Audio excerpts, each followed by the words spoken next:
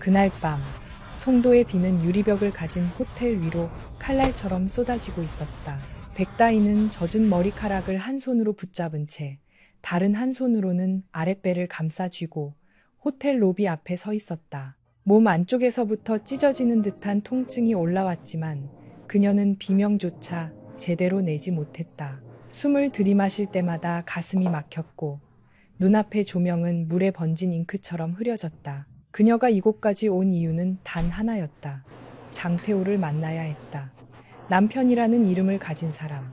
하지만 단 한 번도 그녀를 진심으로 아내라 불러준 적 없는 사람. 그래도 아이가 생겼다는 사실만큼은 직접 말해야 한다고 생각했다.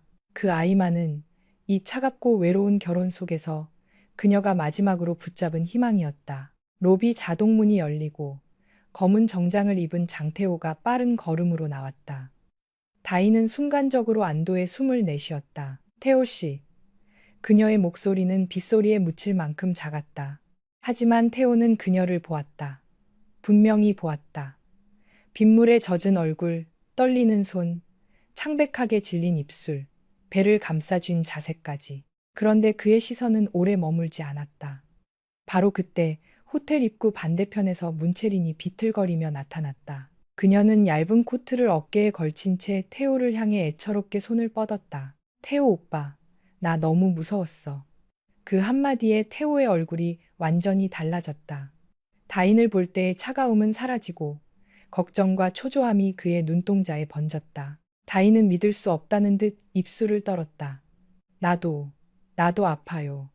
잠깐만. 그러나 태호는 그녀의 말을 끝까지 듣지 않았다. 그는 다인의 곁을 지나쳐 채린에게 달려갔다. 젖은 어깨가 스치고 지나가는 순간 다인은 마치 자신이 이 세상에 존재하지 않는 사람이 된 것 같았다. 태호는 채린의 어깨를 감싸 안으며 낮고 다급한 목소리로 물었다. 어디가 아파? 병원부터 가자. 그 순간 다인은 처음으로 깨달았다.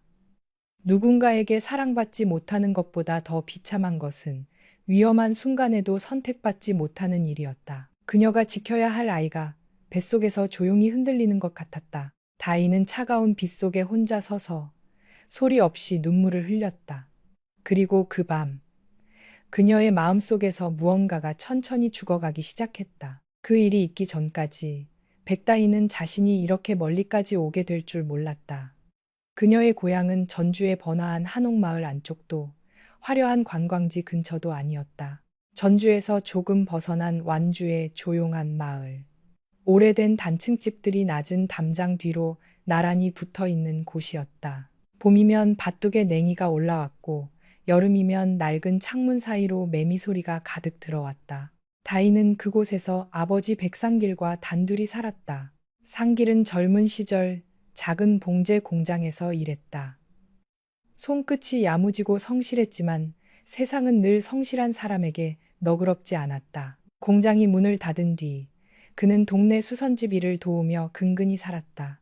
다희는 어릴 때부터 그런 아버지 곁에서 실밥을 줍고 단추를 고르고 바늘귀에 실을 꿰며 자랐다. 다른 아이들이 학원에 갈 때 그녀는 오래된 재봉틀 옆에 앉아 바짓단을 접었다. 하지만 다희는 한 번도 그것을 부끄럽게 생각하지 않았다. 그녀에게 가난은 창피한 것이 아니라 조금 불편한 것이었다. 새 옷을 사지 못하면 헌 옷을 고쳐 입으면 됐고 외식을 못하면 집에서 된장찌개를 끓이면 됐다. 다만 아버지가 밤마다 숨죽여 기침을 할 때, 약값 때문에 영수증을 오래 들여다볼 때 그녀는 자신의 마음 한구석이 자꾸만 작아지는 것을 느꼈다. 그래서 대학에 가고 싶었다. 더 좋은 일을 하고 싶었다. 아버지를 더 이상 미안하게 만들고 싶지 않았다. 그러던 어느 날 상길은 다인을 마주 앉혀놓고 오래 침묵했다. 저녁상에는 식은 콩나물국과 김치 한 접시가 놓여 있었다. 다인은 아버지가 말을 꺼내기 전부터 이상한 낌새를 느꼈다. 평소라면 밥을 먹으며 오늘 수선집에 어떤 손님이 왔는지 이야기했을 사람이 그날은 숟가락조차 제대로 들지 못했다. 다인아. 상길의 목소리는 유난히 낮았다. 아버지가 너한테 할 말이 있다. 다인은 조용히 고개를 들었다. 무슨 일인데요? 상길은 한참 동안 손가락으로 밥상 가장자리만 만지작거렸다. 그러다 어렵게 말을 꺼냈다. 인천 송도에 있는 장씨 집안에서 연락이 왔다. 예전에 아버지가 크게 도움을 받은 분이 있어. 그분이 지금은 아주 큰 호텔을 운영하는 집안 어른이 되셨다. 다희는 무슨 말인지 바로 이해하지 못했다. 그런데요, 그 집에서 너를 며느리로 맡고 싶다고 하셨다. 순간 방 안의 공기가 멈춘 것 같았다. 다희는 아버지의 얼굴을 멍하니 바라보았다. 처음에는 농담이라고 생각했다. 하지만 상길의 눈빛은 너무 진지했고 너무 슬펐다. 아버지, 그게 무슨 말이에요? 제가 왜 그런 집에 시집을 가요? 저 그 사람 얼굴도 몰라요. 상길은 고개를 숙였다. 안다. 말도 안 되는 일처럼 들릴 거다. 하지만 그분은 나쁜 분이 아니다. 네가 대학에 가고 싶어 하는 것도 알고 계시고 결혼 후에도 공부를 계속할 수 있게 해주시겠다고 했다. 내 등록금도 빌려주는 형식으로 처리하면 된다고. 등록금 때문에 결혼을 하라는 거예요? 다인의 목소리가 떨렸다. 아버지, 저 그렇게 살기 싫어요. 가난해도 괜찮아요. 제가 일해서 벌면 돼요. 수선집 일도 더 할 수 있고 밤에 아르바이트도 할 수 있어요. 그런데 왜 제가 모르는 사람 집에 가서 말을 끝내기도 전에 눈물이 터졌다. 그녀는 두 손으로 얼굴을 가렸다. 상길은 딸의 눈물을 보자 입술을 굳게 다물었다. 그는 딸에게 이런 말을 하는 자신이 한없이 초라하고 미웠다. 하지만 이미 빚은 쌓여 있었고 병원비와 생활비, 대학 등록금까지 생각하면 앞이 보이지 않았다. 더구나 장씨 집안 어른은 오래전 상길이 큰 사고에서 자신을 구해준 일을 잊지 않고 있었다. 그 보답이라는 말로 시작된 제안은 어느새 다인에게 감당할 수 없는 운명처럼 다가왔다. 아버지가 미안하다. 상길의 목소리는 갈라졌다. 내 인생을 흥정하는 것 같아서 정말 죽고 싶을 만큼 미안하다. 그런데 다인아, 아버지는 내가 여기서 나처럼 늙어가는 걸 보고 싶지 않다. 너는 더 넓은 세상을 봐야 한다. 네가 바느질만 하다가 손가락 마디가 굳어가는 걸 보면 아버지는 숨을 못 쉬겠다. 다인은 자리에서 벌떡 일어났다. 그럼 아버지는 제가 행복하지 않아도 괜찮아요? 돈 많은 집에 들어가면 다 해결돼요? 그 사람이 저를 싫어하면요? 그 집에서 저를 무시하면요? 상길은 대답하지 못했다. 그 침묵이 다인에게는 더 아팠다. 그녀는 방으로 들어가 문을 닫았다. 그날 밤 다인은 이불 속에서 오래 울었다. 아버지가 자신을 팔아넘기려는 사람이 아니라는 것을 알았다. 그래서 더 미웠고 더 아팠다. 아버지를 원망할 수도 없고 그렇다고 그 결혼을 받아들일 수도 없었다. 며칠 동안 부녀 사이에는 말이 거의 오가지 않았다. 상길은 밥을 제대로 먹지 않았다. 다희는 방 안에서 재봉틀 앞에 앉아 있었지만 바늘은 천위를 제대로 지나가지 못했다. 창밖으로 아버지가 마당의 낡은 의자에 앉아 먼 산을 바라보는 모습이 보였다. 그 등은 언제나 보다 작아 보였다. 다희는 그 등을 보며 결국 무너졌다. 아버지. 그녀가 조용히 마당으로 나갔을 때 상길은 놀란 듯 돌아보았다. 다인의 눈은 붉게 부어 있었다. 저 만나볼게요. 하지만 조건이 있어요. 상길의 눈가가 흔들렸다. 다인아, 결혼을 해도 저는 대학에 갈 거예요. 그 집 돈을 그냥 받지 않을 거예요. 빌린 돈은 제가 갚을 거고 절대 누군가에게 기대서 살지 않을 거예요. 그리고 아버지, 저한테 미안하다고 하지 마세요. 아버지가 자꾸 미안해하면 제가 더 힘들어요. 상길은 아무 말도 하지 못한 채 딸을 끌어안았다. 그의 어깨가 조용히 떨렸다. 다희는 아버지 품에 안겨 눈을 감았다. 그 순간 그녀는 알 수 없는 두려움 속에서도 스스로에게 약속했다. 어떤 집에 들어가든 어떤 사람을 만나든 자기 자신만큼은 잃지 않겠다고. 며칠 뒤 다희는 아버지와 함께 인천으로 향했다. 고속버스 창밖으로 익숙한 밭과 낮은 지붕들이 멀어졌다. 그녀는 작은 가방을 무릎 위에 올려놓고 손잡이를 꼭 쥐었다.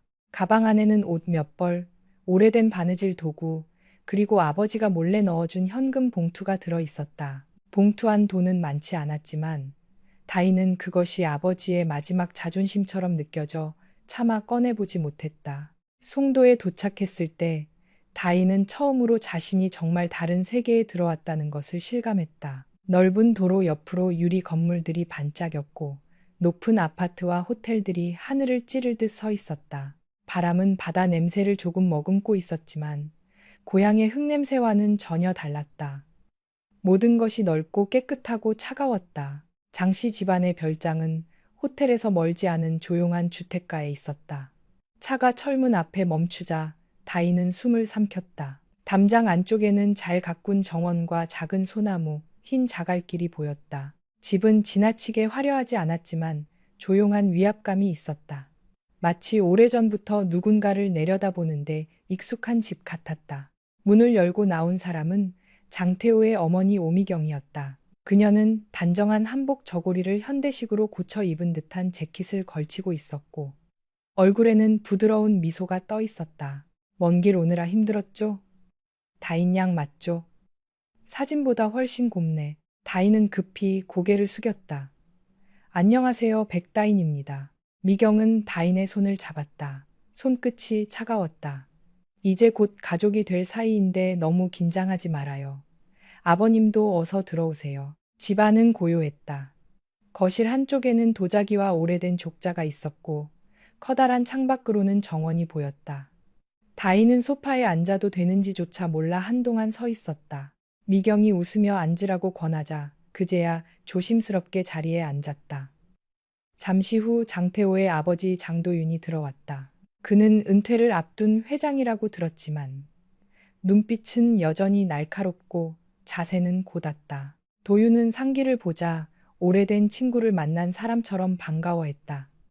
백 선생, 이렇게 다시 보게 될 줄이야. 그때 일은 아직도 잊지 않았습니다. 상길은 당황해 손사래를 쳤다. 회장님, 그런 말씀 마십시오. 저는 그저 할 일을 했을 뿐입니다. 그 할 일을 못하는 사람이 세상에 얼마나 많은데요. 도윤은 천천히 다인을 바라보았다. 따님이 참 반듯하게 자랐군요. 눈빛이 좋습니다. 다인은 칭찬을 들었지만 마음이 편하지 않았다.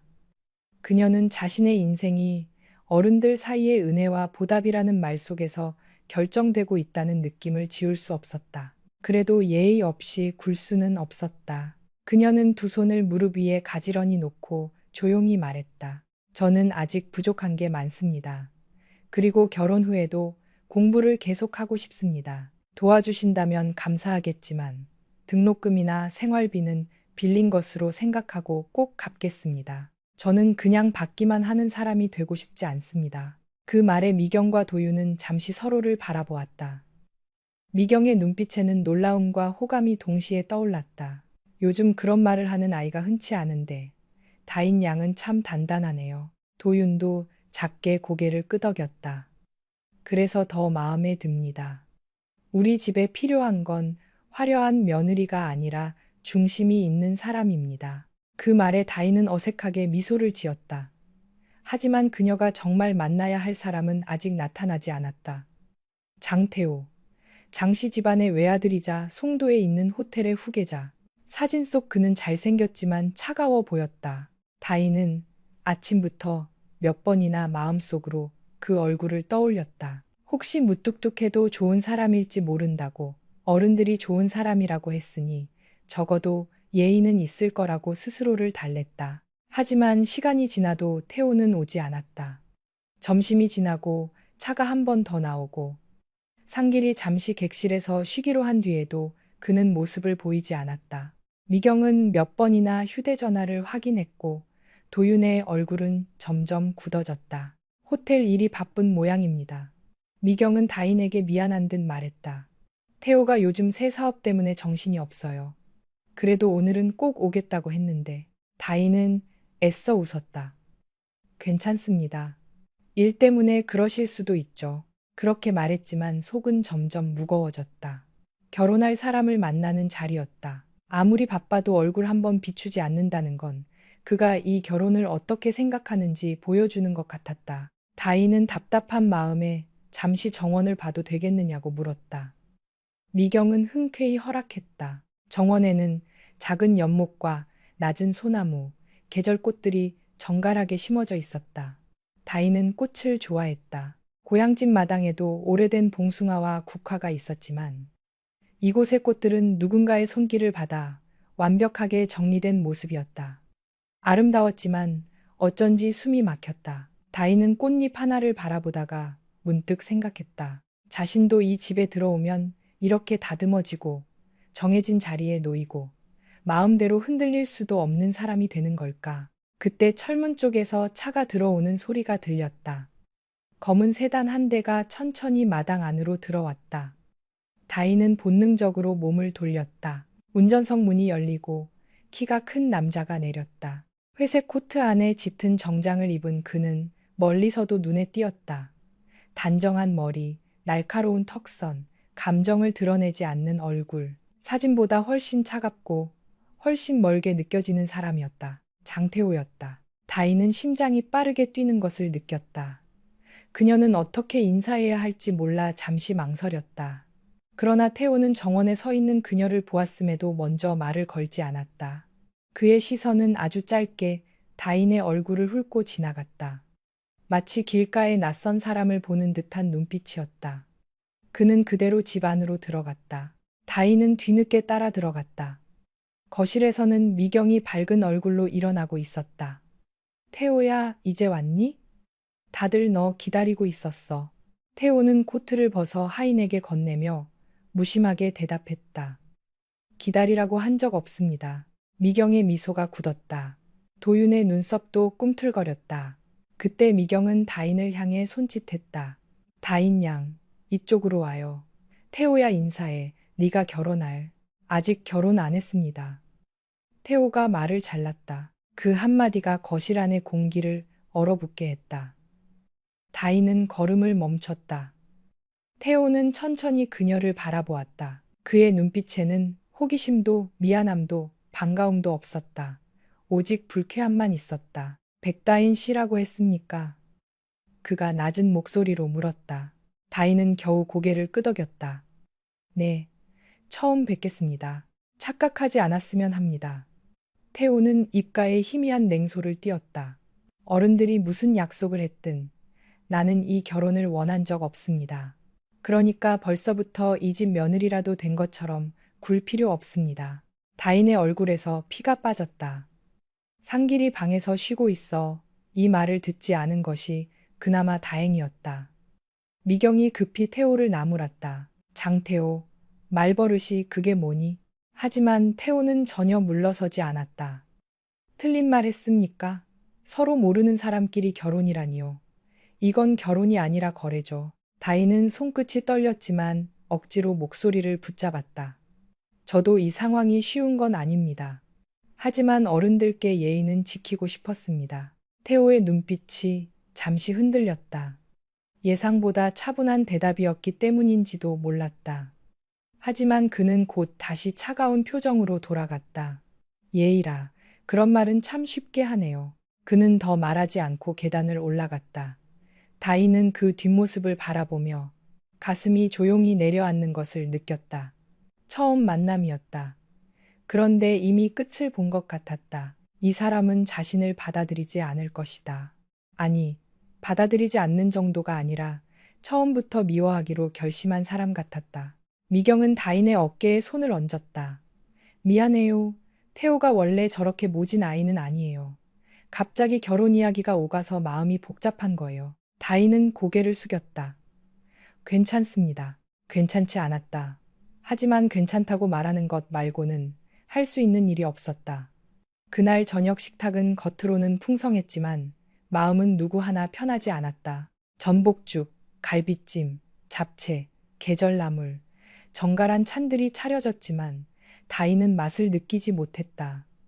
상길은 딸의 얼굴을 살피며 애써 밝게 굴었다. 도유는 태호가 식사 자리에 내려오지 않은 것을 알고 크게 화를 냈고 미경은 그를 달래느라 진땀을 흘렸다. 그 아이가 오늘 중요한 회의가 있었을 겁니다. 다인은 조심스럽게 말했다. 저 때문에 가족분들 마음 상하지 않으셨으면 합니다. 도유는 다인을 바라보다가 깊게 한숨을 내쉬었다. 다인 양이 오히려 어른스럽군요. 태호가 부끄러운 줄 알아야 할 텐데. 상길은 그 말에 더욱 미안한 얼굴이 되었다. 다희는 아버지가 그런 표정을 짓는 것이 싫어 일부러 웃었다. 아버지, 음식 드세요. 여기 갈비찜 정말 맛있어요. 그녀는 젓가락으로 갈비를 아버지 접시에 올려주었다. 하지만 손끝은 계속 떨렸다. 태호의 말이 머릿속에서 지워지지 않았다. 거래, 그가 이 결혼을 그렇게 부른 순간 다희는 자신이 사람으로 존중받지 못할 미래를 미리 본 것 같았다. 그날 밤 태호는 도윤의 서재로 불려갔다. 두 사람의 대화는 문 밖으로 새어 나오지 않았지만 집안 분위기는 이미 충분히 무거웠다. 다희는 객실 앞 복도에서 잠시 멈춰섰다. 서재 쪽에서 낮은 언성이 오가는 듯했다. 그녀는 더 듣지 않으려 방으로 들어가 문을 닫았다. 남의 집에서 남의 가족 문제를 엿듣는 사람이 되고 싶지 않았다. 하지만 태호의 분노는 그날 밤 더 깊어졌다. 그는 아버지가 자신에게 호텔 대표 자리를 조건으로 결혼을 압박한다는 사실을 받아들일 수 없었다. 평생 장씨 집안의 후계자로 길러졌고 어릴 때부터 호텔 경영을 배우며 살아왔다.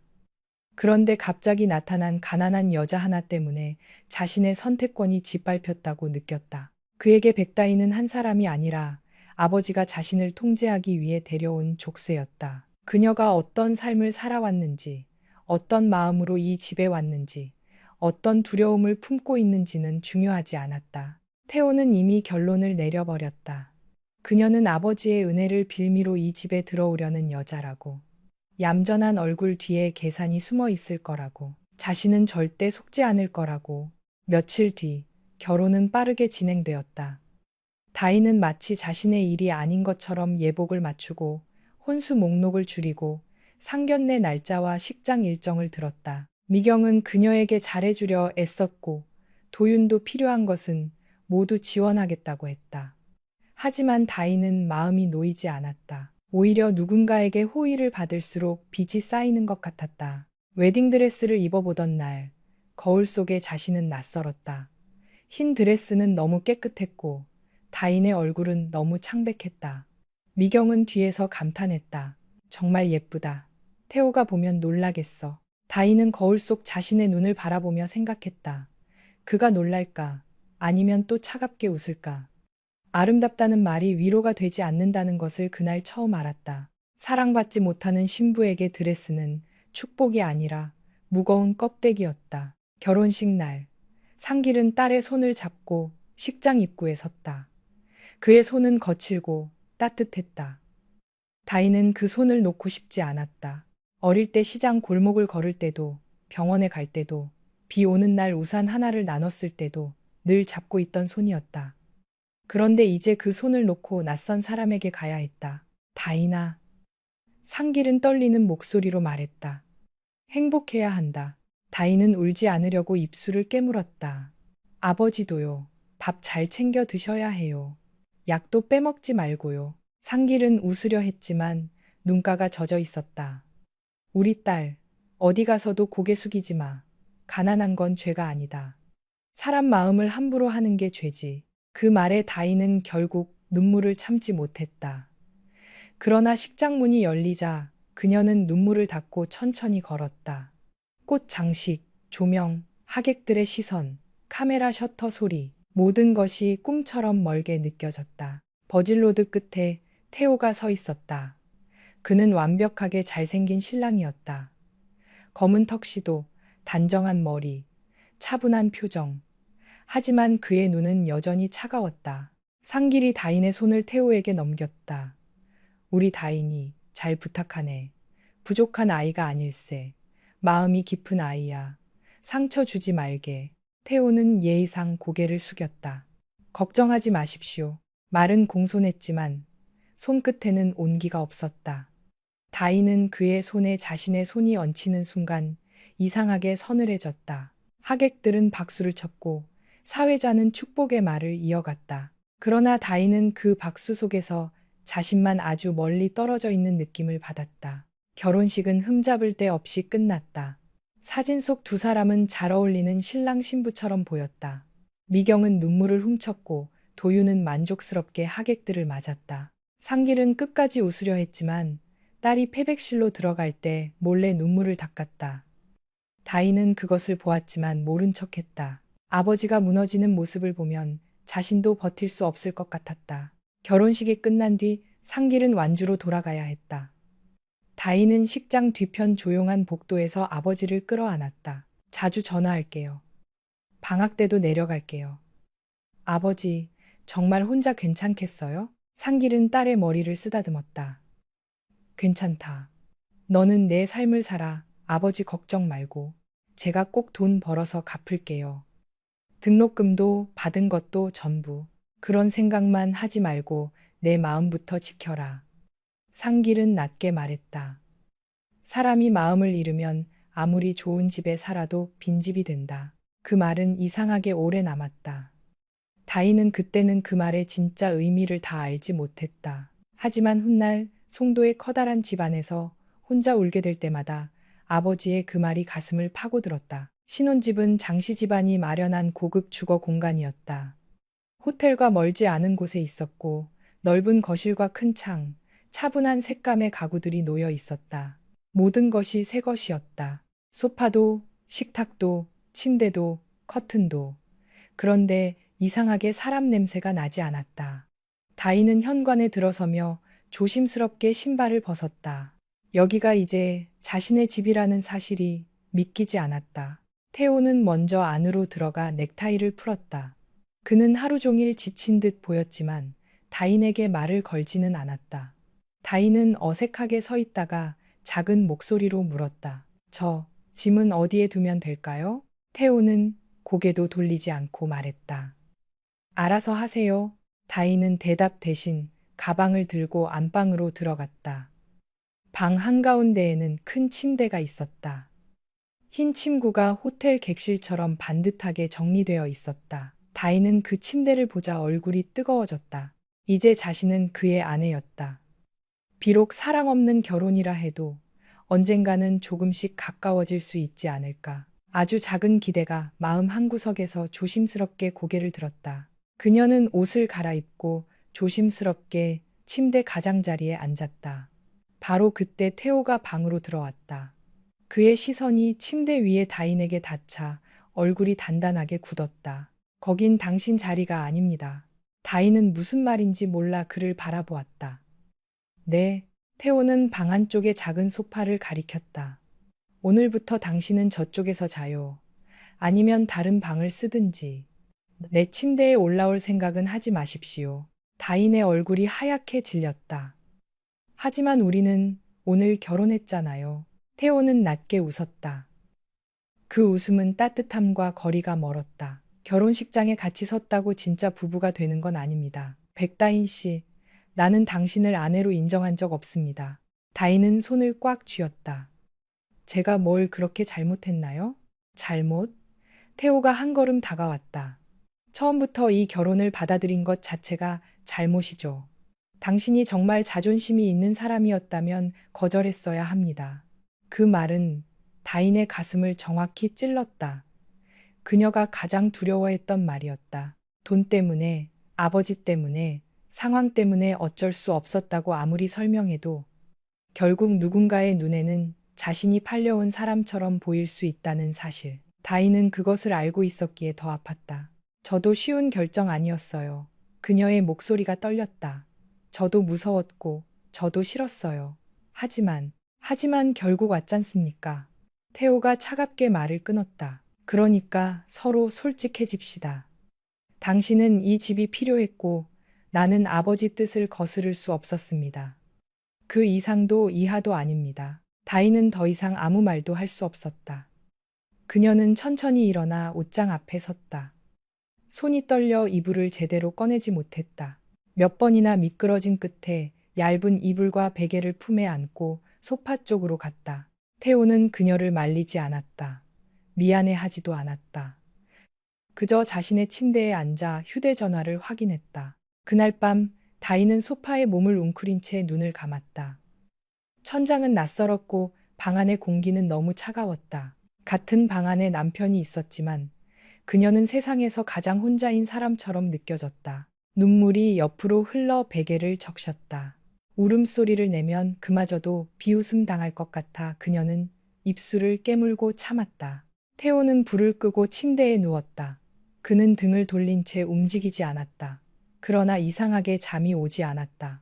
소파 쪽에서 아주 작은 숨소리가 들렸다. 가끔씩 들리는 억눌린 흐느낌도 들렸다. 그는 눈을 감고 스스로에게 말했다. 불쌍해할 필요 없다. 저 여자는 자신이 선택해서 여기 온 것이다. 약한 척한다고 흔들리면 안 된다. 그러나 그날 밤, 태호는 알지 못했다. 그가 외면한 그 작은 흐느낌이 훗날 자신을 가장 오래 괴롭히는 소리로 남게 될 것이라는 사실을. 다음 날 새벽, 다이는 태호가 깨기 전에 일어났다. 거의 잠을 자지 못했지만 늦장을 부릴 수 없었다. 그녀에게는 입학 전 준비해야 할 일들이 있었고 대학 등록 절차도 확인해야 했다. 다이는 조용히 이불을 개어 옷장 아래칸에 넣었다. 주방으로 나가 물을 끓이고 간단한 아침을 준비했다. 밥, 계란찜, 김치, 된장국, 낯선 주방이라 서툴렀지만 그래도 누군가와 함께 먹는 첫 아침이니 정성을 다하고 싶었다. 식탁 위에 작은 쪽지를 남겼다. 아침 준비해두고 갑니다. 오늘 학교에 다녀오겠습니다. 좋은 하루 보내세요. 그녀는 한참 쪽지를 바라보다가 조용히 집을 나섰다. 현관문이 닫히는 소리는 유난히 크게 들렸다. 엘리베이터 거울 속에 자신은 어제보다 훨씬 지쳐 보였다. 하지만 다이는 억지로 등을 곧게 폈다. 울면서 시작했어도 무너진 채 살 수는 없었다. 태호가 눈을 떴을 때 방 안에는 다인이 없었다. 소파 위도 깨끗하게 정리되어 있었다. 그는 잠시 그 자리를 바라보다가 거실로 나갔다. 식탁 위에는 아직 따뜻한 국과 반찬이 놓여 있었다. 그리고 쪽지 한 장이 있었다. 태호는 그것을 집어들고 읽었다. 반듯한 글씨였다. 이상하게도 그 글씨에서 다인의 성격이 보이는 것 같았다. 조심스럽고 단정하고 끝까지 예의를 잃지 않으려는 사람. 그는 쪽지를 내려놓으며 피식 웃었다. 좋은 아내 흉내라도 내겠다는 건가. 그러나 젓가락을 들기 전 그는 잠시 망설였다. 결국 국을 한 숟가락 떠먹었다. 맛은 생각보다 괜찮았다. 아니, 꽤 따뜻했다. 그 따뜻함이 마음에 들지 않아 그는 숟가락을 내려놓았다. 누군가의 정성에 익숙해지면 안 된다고 생각했다. 그래야 이 결혼에서 자신이 지지 않을 수 있다고 믿었다. 다인의 대학 생활은 조용히 시작되었다. 그녀는 다른 학생들보다 조금 늦게 새로운 환경에 적응했다. 강의실의 밝은 조명, 빠르게 오가는 학생들, 카페에서 노트북을 펴고 공부하는 사람들, 동아리 홍보를 하며 웃는 목소리들. 그 모든 것이 다인에게는 멀고 낯설었다. 그녀는 자신이 신혼이라는 사실을 아무에게도 말하지 않았다. 손가락의 반지는 가방 안 작은 주머니에 넣어두었다. 누군가 물으면 설명할 자신이 없었다. 강의가 끝나면 그녀는 주변 카페와 편의점, 작은 식당을 돌며 일자리를 찾았다. 장씨 집안에서 생활비를 주겠다고 했지만 다인은 그것을 쓰고 싶지 않았다. 그녀는 자신이 이 결혼 안에서 더 작아지지 않기 위해서라도 스스로 돈을 벌어야 한다고 생각했다. 저녁 무렵 한 조용한 카페에서 마침내 주말과 평일 저녁 아르바이트 자리를 구했다. 사장은 다인의 말투가 차분하고 손이 빠르다며 바로 일을 시작해도 좋다고 했다. 그날 밤, 다인은 지친 몸으로 집에 돌아왔다. 현관을 열자 거실 불이 켜져 있었다.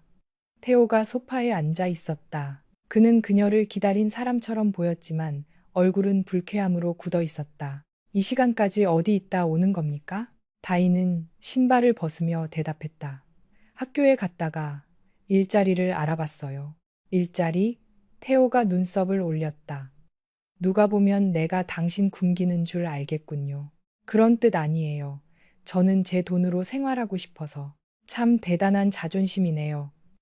그는 비웃듯 말했다. 하지만 밖에서 무슨 일을 하든 장씨 집안 이름에 흠이 가는 행동은 하지 마십시오. 당신이 혼자 가난하게 사는 건 상관없지만 이제는 내 이름과 연결되어 있으니까. 다인은 목이 메었다. 하루 종일 긴장하고 뛰어다닌 끝에 돌아온 집이었다. 따뜻한 말 한마디를 기대한 건 아니었지만 이렇게 차가운 말부터 들을 줄은 몰랐다. 저도 패 끼치고 싶지 않아서 그러는 거예요. 정말 패를 끼치고 싶지 않다면 조용히 지내세요. 내 눈에 띄지 말고. 다인은 더 이상 대답하지 않았다. 그녀는 방으로 들어가 옷을 갈아입고 다시 소파에 이불을 폈다. 태호는 그런 그녀를 바라보다가 무언가 말하려는 듯 입술을 움직였지만 결국 아무 말도 하지 않았다. 그날 이후 두 사람의 결혼 생활은 이상한 침묵 속에서 흘러갔다. 아침이면 다인이 먼저 일어나 식사를 차렸고 태호는 먹을 때도 있고 먹지 않을 때도 있었다. 낮에는 각자 학교와 호텔로 갔고 밤에는 같은 집에 돌아와도 거의 대화를 나누지 않았다. 다인은 소파에서 잤고 태호는 침대에서 잤다. 같은 공간 안에 있지만 두 사람 사이에는 보이지 않는 벽이 있었다. 그럼에도 다인은 포기하지 않으려 했다. 태호가 차갑게 굴어도 언젠가는 자신을 오해하지 않게 될 거라고 믿고 싶었다. 사람 마음은 천천히 열리는 거라고, 자신이 진심으로 대하면 언젠가는 조금 달라질 거라고 생각했다. 그래서 매일 아침 밥을 차렸고 집안을 정리했고 그의 셔츠 단추가 떨어진 것을 보면 조용히 달아놓았다. 태호는 그런 것들을 알아차렸지만 모른 척했다. 어느 날 밤, 태호가 늦게 들어왔을 때 다인은 식탁에 앉아 있었다. 식은 찌개와 반찬들이 그대로 놓여 있었다. 그녀는 졸린 눈을 비비며 일어났다. 오셨어요. 저녁 아직 안 드셨으면 데워드릴게요. 태호는 시계를 보았다. 밤 11시가 넘은 시간이었다. 이 시간까지 기다렸습니까? 혹시 식사 안 하셨을까 봐요. 쓸데없는 짓 하지 마세요. 태호는 재킷을 벗으며 말했다. 나는 밖에서 먹고 들어왔습니다. 다인은 작게 고개를 끄덕였다. 그럼 치울게요. 그녀가 식탁을 정리하려고 하자 태호는 문득 그녀의 손등을 보았다. 손등에 작은 화상 자국이 있었다. 아마 찌개를 데우다 데인 모양이었다. 그는 자신도 모르게 물으려 했다. 아프냐고. 하지만 말은 입 밖으로 나오지 않았다. 대신 더 차가운 말이 나왔다. 다음부터 기다리지 마십시오. 부담스럽습니다. 다인의 손이 잠시 멈췄다. 그리고 그녀는 아주 작게 대답했다. 쉬. 네. 그 짧은 대답이 이상하게 태호의 마음에 걸렸다. 예전 같으면 변명하거나 눈물을 보였을 텐데 그녀는 점점 조용해지고 있었다. 태호는 그 변화가 불편했다. 자신이 원한 것은 그녀가 포기하는 것이었는데 막상 그녀가 마음을 닫기 시작하자 이상하게 기분이 나빴다. 하지만 그는 그 감정의 이름을 인정하지 않았다. 며칠 뒤 호텔 비서실에서 문채린이 태호의 사무실로 들어왔다. 그녀는 오래전부터 태호와 알고 지낸 사람이었다.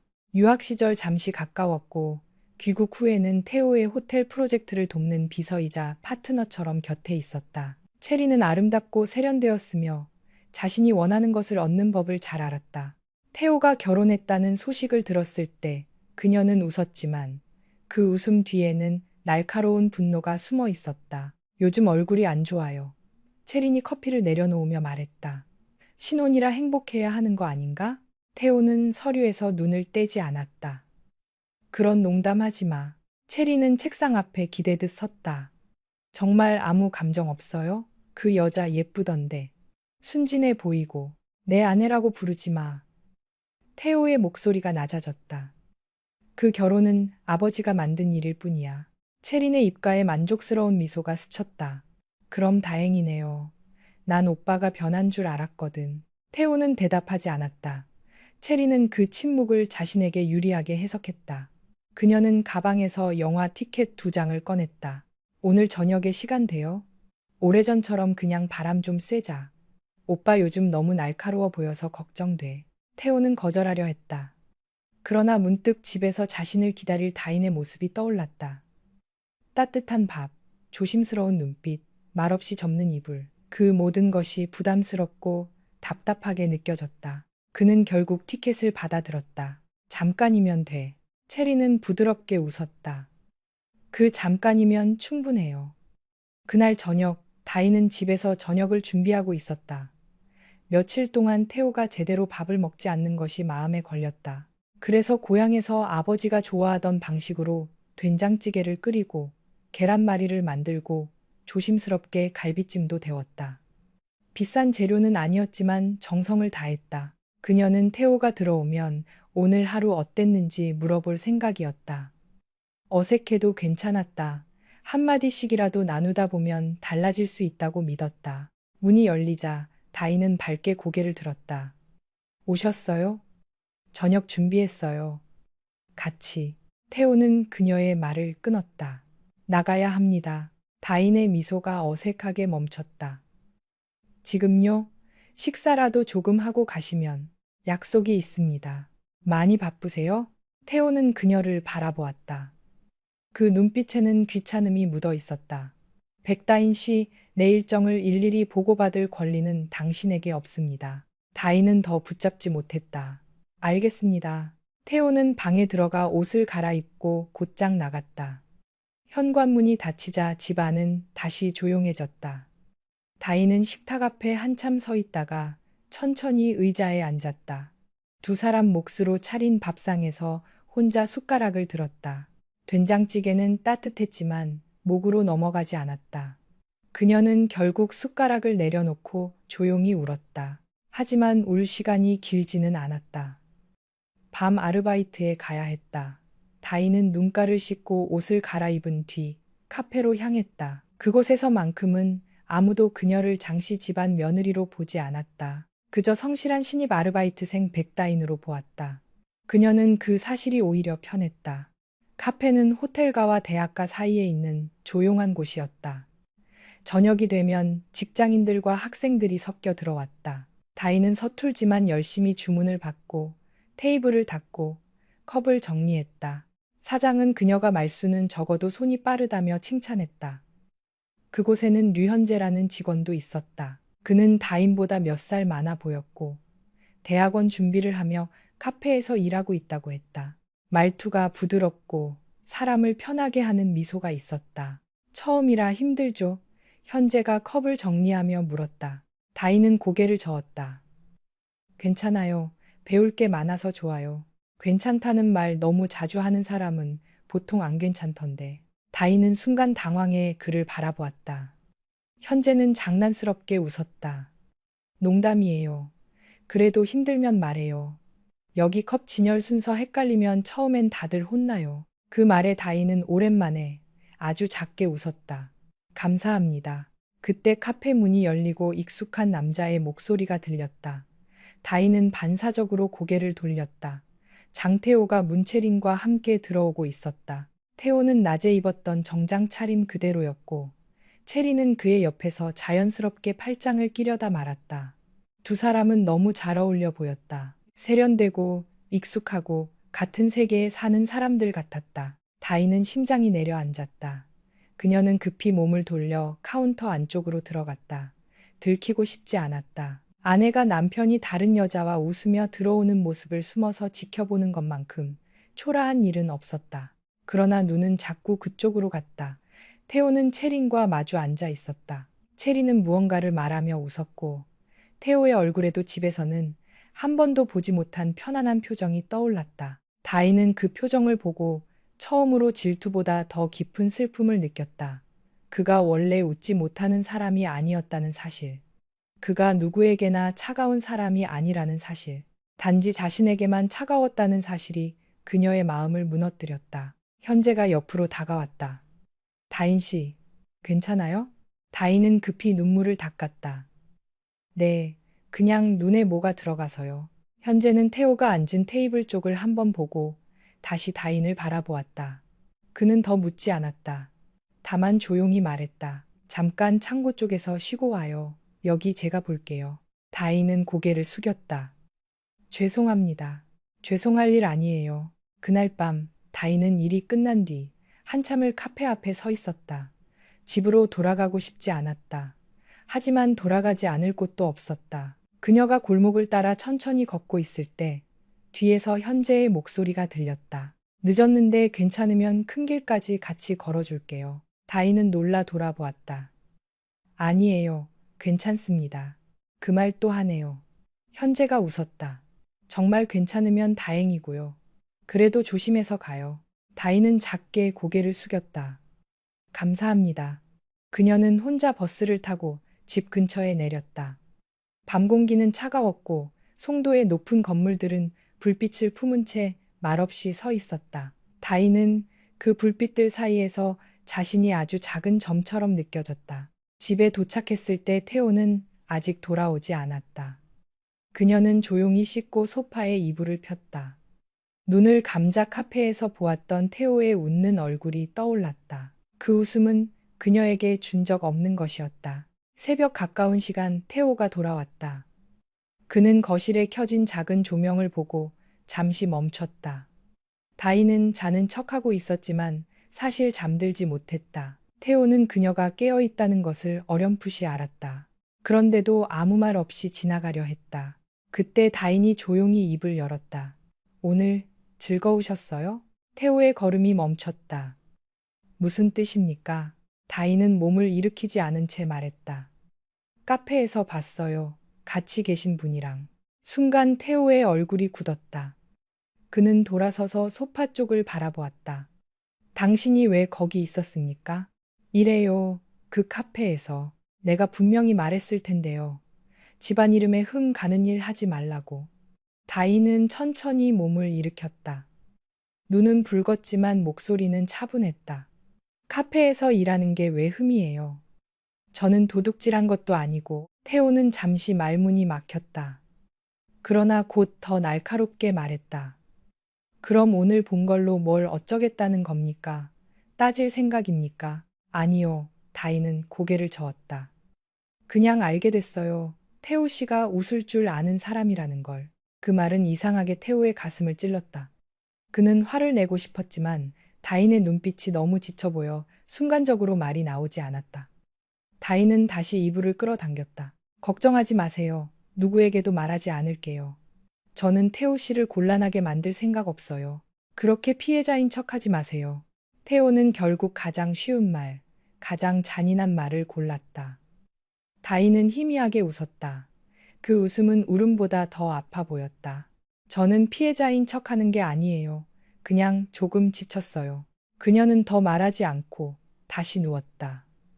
태호는 한동안 그 자리에 서 있었다. 방 안으로 들어가야 하는데 발이 움직이지 않았다. 다인의 마지막 말이 귓가에 남았다. 조금 지쳤다는 말. 그는 자신이 그 말을 왜 신경 쓰는지 알 수 없었다. 아니, 알고 싶지 않았다. 그날 밤 이후 다인은 더 조용해졌다. 아침 식사는 여전히 차렸지만 먼저 말을 걸지 않았다. 태호가 늦게 들어와도 기다리는 시간이 줄어들었다. 소파 위 이불은 여전히 반듯하게 개어졌고 집안은 여전히 깨끗했지만 그 안에 있던 작은 기대 같은 것이 사라진 것 같았다. 태호는 그 변화를 느꼈다. 그리고 이상하게도 그 변화가 마음에 들지 않았다. 그가 원한 것은 분명 그녀가 자신을 귀찮게 하지 않는 것이었다. 그런데 막상 다인이 자신을 귀찮게 하지 않자 그는 자신이 버려진 사람처럼 불쾌했다. 그 모순된 감정을 인정할 수 없어 그는 더 차가워졌다. 며칠 후 장도윤과 오미경은 두 사람을 본가 저녁 식사에 불렀다. 다인은 태호와 함께 차에 올랐다. 차 안은 조용했다. 태호는 운전대를 잡은 채 앞만 보았다. 다인은 창밖의 불빛을 바라보다가 조심스럽게 말했다. 부모님 앞에서는 걱정 안 하시게 할게요. 태호는 그녀를 힐끗 보았다. 그건 당연한 겁니다. 다인은 더 이상 말하지 않았다. 본가에 도착하자 미경은 두 사람을 반갑게 맞았다. 그녀는 다인의 얼굴을 살피며 조금 야윈 것 같다고 걱정했고 다인은 웃으며 학교 생활 때문에 그렇다고 둘러댔다. 식탁에서는 도윤이 태호에게 호텔 사업 이야기를 했고 미경은 다인에게 대학 생활을 물었다.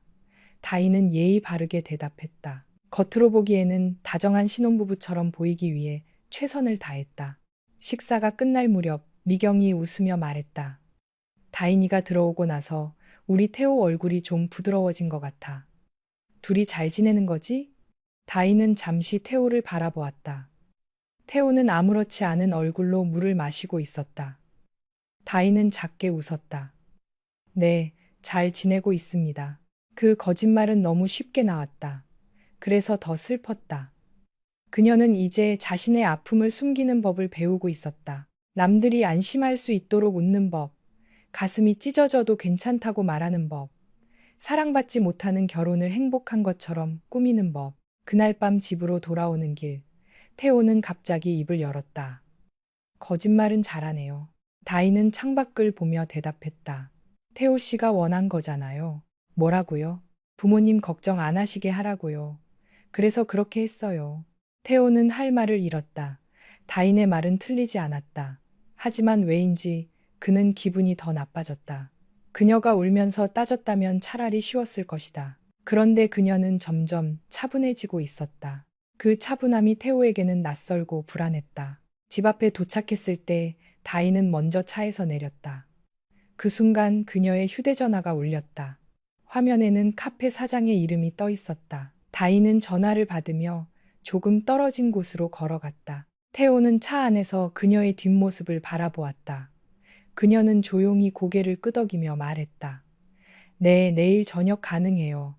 제가 대신 나갈게요. 전화를 끊고 돌아온 다인에게 태호가 물었다. 또 일하러 갑니까? 네, 사람이 부족하대요. 공부한다고 하지 않았습니까? 일까지 하면서 제대로 하겠습니까? 다인은 그를 바라보았다. 그의 말 속에 걱정이 있는지, 비난이 있는지 알 수 없었다. 하지만 습관처럼 조심스러워졌다. 제가 알아서 할게요. 그 대답에 태호의 얼굴이 굳었다. 예전 같으면 죄송해요 라고 했을 사람이 이제 제가 알아서 할게요 라고 말했다. 그는 그것이 마음에 들지 않았다. 하지만 자신이 왜 화가 나는지 설명할 수 없었다. 마음대로 하세요. 그는 차갑게 말했다. 다인은 고개를 숙이지 않았다. 네, 그럴게요. 그 짧은 대화는 두 사람 사이의 균열을 더 깊게 만들었다. 다인은 이제 태호의 마음을 얻기 위해 애쓰는 대신 자신이 무너지지 않는 방법을 배우기 시작했다. 태호는 그런 다인을 보며 더 거칠게 밀어내려 했다. 밀어내면 잊을 수 있을 거라 믿었다. 그러나 사람의 마음은 그렇게 단순하지 않았다. 누군가를 계속 밀어낸다는 것은 결국 그 사람의 존재를 계속 의식한다는 뜻이기도 했다. 며칠 뒤, 다인은 카페에서 일을 마치고 늦게 나왔다. 비가 올 듯 하늘이 흐렸다. 현재는 쓰레기를 버리러 나왔다가 그녀를 보았다. 오늘도 늦네요. 다인은 피곤한 얼굴로 웃었다. 괜찮아요. 버스 아직 있어요. 현재는 잠시 망설이다 말했다. 다인 씨, 혹시 무슨 일 있으면 말해도 돼요. 내가 해결할 수 없더라도 들어줄 수는 있어요. 다인은 그 말을 듣고 가슴이 조금 흔들렸다. 누군가에게 들어주겠다는 말을 들은 것이 너무 오랜만이었다. 하지만 그녀는 고개를 저었다. 정말 괜찮아요. 현재는 더 묻지 않았다. 그럼 오늘은 큰 길까지 같이 가요. 비 올 것 같아서요. 다인은 거절하려 했지만 그의 얼굴에 부담스럽지 않은 배려가 담겨 있어 결국 고개를 끄덕였다. 두 사람은 나란히 걸었다. 별다른 대화는 없었다. 현재는 다인의 속도를 맞추었고 다인은 그 조용한 배려에 조금 안도했다. 그런데 멀지 않은 곳에 검은 차 한 대가 서 있었다. 운전석 안에서 장태호가 두 사람을 보고 있었다. 그는 원래 다인을 데리러 온 것이 아니었다. 근처 호텔 미팅을 마치고 지나가던 길이었다. 그런데 우연히 카페 앞에서 다인이 낯선 남자와 함께 웃는 모습을 보았다. 아주 작고 희미한 미소였지만 태호는 그 미소가 마음에 걸렸다. 자신 앞에서는 거의 사라진 표정이었다. 현재가 길가에서 다인에게 말했다. 여기서부터는 사람 많으니까 괜찮겠죠? 다인은 고개를 숙였다. 고마워요. 내일 봬요. 그 순간 자동차 문이 거칠게 열렸다. 태호가 차에서 내렸다. 다인은 그를 보고 굳어버렸다. 태호는 두 사람 앞으로 다가와 차갑게 웃었다. 밤늦게 참 다정한 사이네요. 다인은 급히 말했다. 오해하지 마세요. 같이 큰 길까지 걸어준 것뿐이에요. 현재는 상황을 눈치채고 조심스럽게 물었다. 다인 씨, 아는 분이에요? 태호의 눈빛이 날카로워졌다. 아는 분이라 남편입니다. 현재의 얼굴에 놀라움이 스쳤다. 다인은 숨을 삼켰다. 태호가 자신을 남편이라고 말한 것은 처음이었다. 그런데 그 말에는 애정이 아니라 소유욕과 분노만 담겨 있었다. 차에 타요. 태호가 명령하듯 말했다. 다인은 현재에게 작게 인사한 뒤 차에 올랐다. 차 안의 공기는 살얼음 같았다. 태호는 한동안 말없이 운전했다. 다인은 두 손을 무릎 위에 올리고 앉아 있었다. 마침내 태호가 입을 열었다. 그래서 카페에서 일한다는 게 저런 남자 만나려고 한 겁니까? 다인은 눈을 감았다가 떴다. 그런 말 하지 마세요. 왜요? 찔립니까? 그분은 좋은 사람이에요. 제가 힘들어 보이니까 도와준 것뿐이에요. 차가 급하게 멈췄다. 다인은 놀라 몸이 앞으로 쏠렸다. 태호는 그녀를 바라보았다. 눈빛이 어둡게 가라앉아 있었다. 내 앞에서 다른 남자가 좋은 사람이라고 말하는 겁니까? 다인은 그제야 그의 분노가 단순한 의심만은 아니라는 것을 느꼈다. 하지만 그것이 질투인지, 자존심인지, 소유욕인지 알 수 없었다. 그녀는 지친 목소리로 말했다. 태호 씨는 저를 아내로 생각하지 않잖아요. 그런데 왜 제가 누구와 말하는 것까지 화를 내세요? 태호는 대답하지 못했다. 그 질문은 너무 정확했다. 그는 다인을 아내로 인정하지 않았다. 그런데 다른 남자가 그녀를 걱정하는 모습은 참을 수 없었다. 자신은 그녀에게 웃어주지 않으면서 다른 사람이 그녀에게 다정한 것은 견딜 수 없었다. 이기적이고 모순된 감정이었다. 결국 그는 다시 차를 출발시키며 차갑게 말했다. 착각하지 마세요. 나는 당신이 좋아서 화내는 게 아닙니다. 내 이름에 흠이 생기는 게 싫을 뿐입니다. 다인은 고개를 돌려 창밖을 바라보았다. 알아요. 그 대답은 너무 담담해서 오히려 태호를 더 불편하게 했다. 집에 도착하자 다인은 조용히 차에서 내려 먼저 들어갔다. 태호는 한참 동안 차 안에 앉아 있었다. 핸들을 쥔 손에 힘이 들어갔다. 그는 자신이 왜 이렇게 흔들리는지 알 수 없었다. 문채린과 있을 때는 모든 것이 단순했다. 자신이 원하는 세계, 익숙한 관계, 계산 가능한 감정. 그런데 백다희는 달랐다. 그녀는 불편했다. 거슬렸다. 그런데 자꾸만 눈에 밟혔다. 다희는 그날 밤도 소파에서 잤다. 잠들기 전 그녀는 휴대전화를 꺼내 아버지에게 문자를 보냈다. 잘 지내고 있어요. 학교도 재미있고 태호 씨도 바빠서 그렇지. 잘해줘요. 걱정하지 마세요. 문자를 보내고 나자 눈물이 고였다. 거짓말은 점점 쉬워지고 있었다. 그 사실이 그녀를 더 슬프게 했다. 그녀는 배 위에 손을 올리듯 가만히 자신의 몸을 감쌌다. 아직 아무것도 없었지만 이상하게 마음 한구석이 허전하고 무서웠다. 이 집에서 자신이 얼마나 더 버틸 수 있을지 알 수 없었다. 그녀는 속으로 조용히 중얼거렸다. 조금만 더 버티자. 아버지를 위해서, 내 공부를 위해서, 그리고 언젠가 이 집을 나가더라도 부끄럽지 않기 위해서. 하지만 다희는 몰랐다. 이 결혼이 단순히 외로운 결혼으로 끝나지 않을 것이라는 사실을. 그녀를 향한 오해와 질투, 문채린의 집착, 장태호의 뒤늦은 흔들림이 곧 더 큰 폭풍을 몰고 올 것이라는 사실을. 그리고 그 폭풍의 한가운데에서 그녀는 사랑보다 더 잔인한 선택을 해야 하게 될 것이다. 그 후로 백다인의 하루는 마치 두 개의 삶으로 나뉜 것처럼 흘러갔다. 낮에는 대학 강의실에 앉아 새로운 단어와 새로운 사람들 사이에서 조용히 필기를 했고, 저녁에는 카페 유니폼을 입고 손님들의 주문을 받았다. 그리고 밤늦게 집으로 돌아오면 장태호의 차가운 시선과 말없는 공기가 그녀를 기다리고 있었다. 같은 하루 안에 3번이나 다른 사람이 되어야 하는 삶이었다.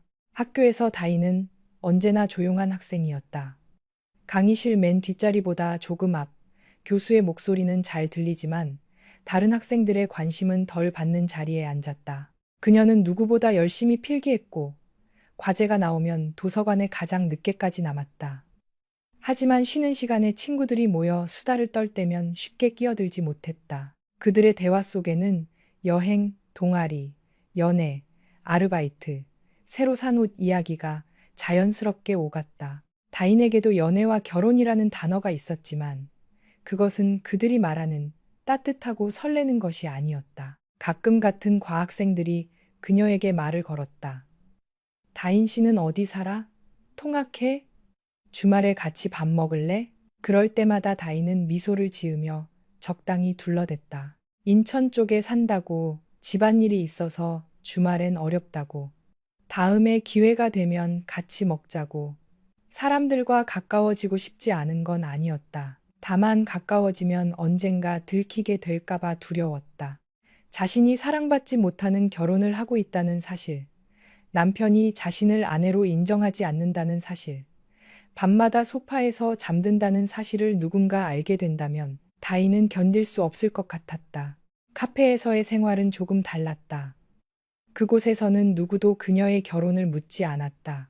손님은 주문한 음료를 받으면 떠났고, 동료들은 컵이 부족하다거나 케이크 진열을 바꿔야 한다는 실용적인 이야기만 했다. 다이는 그 단순함이 좋았다.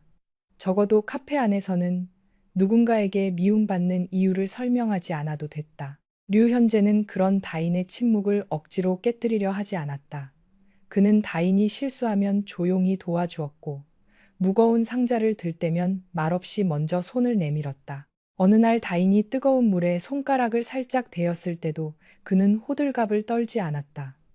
다만 약품 상자에서 연고와 밴드를 꺼내 건네며 말했다. 손을 많이 쓰는 사람은 손 다치면 제일 속상해요. 조심해요. 다인은 그 말에 잠시 멈칫했다. 제가 손 많이 쓰는 사람인 줄 어떻게 아셨어요? 현재는 그녀의 손끝을 바라보았다. 바느질 많이 한 손 같아서요. 손가락 끝에 굳은 살이 있잖아요. 우리 어머니도 예전에 수선 일을 하셔서 알아요. 다이는 자신도 모르게 손을 감쌌다. 누군가가 자신의 가난한 흔적을 보고도 비웃지 않는다는 사실이 이상하게 낯설었다. 그녀는 작게 웃었다. 어릴 때부터 조금 배웠어요. 잘 어울려요. 현재가 말했다. 다인 씨는 뭔가 고치는 사람이랑 어울려요. 찢어진 것도 다시 이어붙이고 버려질 것 같은 것도 다시 쓸 수 있게 만드는 사람. 그 말은 칭찬이었지만 다인의 가슴에 묘하게 아프게 박혔다. 그녀는 요즘 자신의 결혼도 그렇게 고칠 수 있을 거라고 믿으려 애쓰고 있었다. 찢어진 마음도 잘못 시작된 관계도 시간이 지나면 다시 이어붙일 수 있을 거라고. 하지만 과연 사람의 마음도 천처럼 바느질할 수 있을까? 찢어진 곳에 실을 꿰어 당기면 그 자국이 사라지지는 않는다. 며칠 뒤, 다이는 학교 수업을 마치고 카페로 가는 길에 낯선 차 한 대가 자신의 앞에 멈추는 것을 보았다. 차 문이 열리고 문채린이 내렸다. 그녀는 짙은 베이지색 코트를 입고 있었고 머리카락은 흐트러짐 없이 어깨 위로 떨어져 있었다. 다인이 처음 카페에서 보았던 그 여유로운 미소가 얼굴에 걸려 있었다. 백다인 씨죠. 채린이 먼저 말을 걸었다. 다인은 순간적으로 몸이 굳었다. 네, 그런데 잠깐 이야기 좀 해요. 제가 지금 아르바이트에 가야 해서요. 채린은 부드럽게 웃었지만 눈빛은 차가웠다. 오래 안 걸려요. 남편 이야기인데 안 들을 건가요? 남편이라는 단어가 이렇게 낯설게 들릴 수 있다는 것을 다이는 그때 알았다. 그녀는 망설이다가 결국 채린의 차에 올랐다. 차 안에는 은은한 향수 냄새가 났다. 다이는 무릎 위에 손을 가지런히 올리고 앉았다. 체리는 운전기사에게 근처 조용한 레스토랑으로 가라고 말했다. 레스토랑은 점심시간이 지나 한산했다. 창가 자리에 앉은 체리는 메뉴판도 보지 않고 커피를 주문했다. 다이는 물잔만 바라보았다. 체리는 잠시 그녀를 위아래로 훑어보더니 낮게 웃었다. 생각보다 더 어리숙해 보이네요. 다이는 눈을 들었다. 저한테 하실 말씀이 뭔가요? 태호 오빠가 당신을 사랑하지 않는다는 것 알고 있죠? 다이는 대답하지 않았다. 너무 잘 알고 있었기 때문에 오히려 말할 수 없었다. 체리는 그 침묵을 즐기듯 잔을 들어 올렸다. 오빠는 원래 내 사람이었어요. 우리 집안끼리도 알고 지낸 지 오래됐고, 호텔 일도 같이 해왔고, 오빠가 힘들 때 곁에 있던 사람도 나였어요. 그런데 어느 날 갑자기 당신 같은 사람이 나타났죠. 은혜니 보답이니 하는 말로 포장된 거래 때문에. 저도 원해서 시작한 결혼은 아니에요. 다인이 조용히 말했다. 그럼 더 쉽네요. 체린이 몸을 앞으로 기울였다. 원하지 않았으면 끝내요. 당신이 먼저 나가면 되잖아요. 다인은 손끝에 힘을 주었다. 그렇게 간단한 문제가 아니에요. 간단해요. 당신이 복잡하게 만들고 있을 뿐이지. 체린의 목소리가 낮아졌다. 태호 오빠는 당신을 보면 숨 막혀 해요. 집안 때문에 억지로 참고 있는 거죠. 당신도 알잖아요. 그 사람 눈빛 보면 모르겠어요? 다인의 입술이 하얗게 질렸다. 체린의 말은 잔인했지만 완전히 거짓은 아니었다. 태호는 정말 그녀를 보면 숨 막혀 하는 사람처럼 굴었다. 하지만 다인은 그 사실을 남의 입으로 확인받고 싶지 않았다. 그건 저와 태호 씨 사이의 문제예요. 체리는 짧게 웃었다. 사이, 두 사람 사이에 뭐가 있는데요? 결혼식 사진? 혼인신고서? 같은 집 주소? 그런 건 종이일 뿐이에요. 마음이 없으면 아무것도 아니죠. 다인은 조용히 자리에서 일어났다. 더 들을 말 없는 것 같아요. 체린의 얼굴에서 웃음이 사라졌다. 백다인 씨 착한 척 한다고 세상이 착하게 봐주지 않아요. 특히 이런 집안에서는 더 그래요. 버틸 자신 없으면 지금 나가요. 나중에 더 비참해지기 전에. 다인은 잠시 그녀를 바라보았다. 그리고 처음으로 조금 단단한 목소리로 말했다. 저는 누군가를 빼앗으려고 이 결혼을 한 게 아니에요. 하지만 제 삶을 다른 사람이 하라는 대로 버릴 생각도 없어요. 체린의 눈빛이 날카롭게 변했다. 다인은 더 말하지 않고 레스토랑을 나왔다. 밖으로 나오자 바람이 차가웠다. 그녀는 한참을 걸어 카페에 도착했다. 일하는 내내 손이 조금씩 떨렸다. 현재는 그것을 눈치챘지만 묻지 않았다. 다만 마감 시간이 가까워졌을 때 따뜻한 유자차 한 잔을 그녀 앞에 놓았다. 오늘은 커피보다 이게 나을 것 같아서요. 다인은 잔을 감싸 쥐었다. 고마워요. 누가 괴롭혔어요? 그 질문은 조심스러웠지만 정확했다. 다인은 고개를 저었다. 아니에요. 그냥 조금 피곤해서요. 현재는 더 캐묻지 않았다.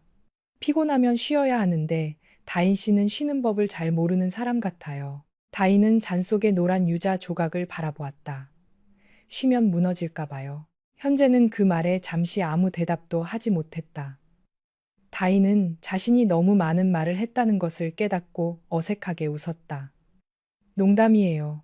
하지만 현재는 웃지 않았다. 무너질까봐 쉬지 못하는 사람은 이미 많이 버티고 있는 사람이에요. 그 말에 다인의 눈가가 뜨거워졌다.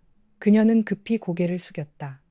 따뜻한 말은 때때로 차가운 말보다 더 사람을 무너뜨린다. 차가운 말에는 버티면 되지만 따뜻한 말에는 기대고 싶어지기 때문이다. 그날 밤 다인이 집에 돌아왔을 때 태호는 거실에 앉아 있었다. 테이블 위에는 호텔 서류들이 흩어져 있었고 그의 얼굴에는 피로가 짙게 내려앉아 있었다. 다인은 조용히 인사를 하고 방으로 들어가려 했다. 그런데 태호가 그녀를 불렀다. 오늘 문채린 만났습니까? 다인은 걸음을 멈췄다. 네. 태호의 눈빛이 날카로워졌다. 무슨 이야기를 했죠? 태호 씨와 관련된 이야기요. 그래서요? 채린이 뭐라고 했습니까? 다인은 그를 바라보았다. 이상했다. 남편이 아내에게 묻는 말이라기보다 소중한 사람에게 무슨 일이 있었는지 확인하는 사람처럼 들렸다. 물론 그 소중한 사람은 다인이 아니라 채린이었다. 제가 이 결혼에서 나가줬으면 좋겠다고 했어요. 태호의 표정이 굳었다. 그는 당황한 듯 했지만 곧 냉정하게 말했다. 채린이 그런 말을 했다면 이유가 있겠죠. 다인은 가슴 한가운데가 조용히 내려앉았다. 혹시라도 그가 한 번쯤은 그런 말을 들어서 힘들었겠군요 라고 말해주길 바란 자신이 어리석었다. 그렇군요. 그 말투는 뭡니까? 아무것도 아니에요. 저는 씻고 잘게요. 태호는 자리에서 일어났다. 백다인 씨, 피해자처럼 굴지 말라고 했을 텐데요. 다인은 천천히 돌아섰다. 저는 피해자처럼 구는 게 아니라 더 싸울 힘이 없는 거예요. 그녀의 목소리는 크지 않았지만 방 안의 공기를 흔들었다. 태호는 순간적으로 말을 잃었다. 다인은 더 이상 설명하지 않고 방으로 들어갔다. 문이 닫힌 뒤에도 태호는 한참 동안 그 자리에 서 있었다. 이상하게 가슴이 답답했다. 그는 채린이 다인을 찾아갔다는 사실에 화가 났다. 그런데 그 화가 누구를 향한 것인지 자신도 알 수 없었다. 채린에게인지 다인에게인지 아니면 아무것도 제대로 알지 못한 자신에게인지. 며칠 후 장도윤은 태호에게 호텔 창립 30주년 기념 연회에 다인을 반드시 데려오라고 지시했다. 세상 사람들이 내 결혼을 지켜보고 있다. 네가 어떻게 행동하느냐가 우리 집안의 품격을 보여준다. 태호는 불쾌했지만 거절할 수 없었다. 행사는 송도 호텔의 가장 큰 연회장에서 열릴 예정이었고 정재계 인사와 협력사 대표들이 모두 참석하는 자리였다. 그는 다인에게 짧게 말했다. 이번 주 금요일 저녁에 호텔 행사 있습니다. 같이 가야 하니 시간 비워두세요. 다인은 잠시 망설였다. 저 그런 자리는 잘 몰라요. 몰라도 됩니다. 웃고 있으면 돼요. 제가 실수하면. 그러니까 실수하지 마세요. 그 말에 다인은 더 이상 대꾸하지 않았다.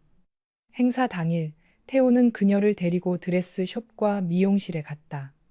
다인은 화려한 옷들 사이에서 어쩔 줄 몰라 했다. 직원들은 그녀에게 여러 벌의 드레스를 권했고 태호는 별 관심 없는 얼굴로 소파에 앉아 휴대전화를 확인했다. 그러다 다인이 짙은 남색 드레스를 입고 나왔을 때 태호의 손가락이 멈췄다. 드레스는 지나치게 화려하지 않았지만 다인의 하얀 피부와 차분한 분위기를 더욱 돋보이게 했다. 그녀의 어깨선은 가늘고 긴 머리카락은 부드럽게 내려와 얼굴을 감쌌다.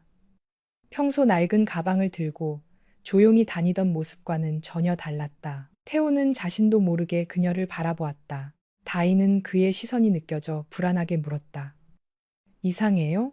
태호는 급히 고개를 돌렸다. 그 정도면 됐습니다. 그 말은 칭찬도 아니고 다정한 말도 아니었지만 다인은 그래도 조금 안심했다. 미용실에서 머리와 화장을 마친 뒤 그녀는 거울 속에 자신을 보고 낯선 기분이 들었다. 아름답다는 말보다 먼저 떠오른 것은 두려움이었다. 이 모습이 과연 자신일까?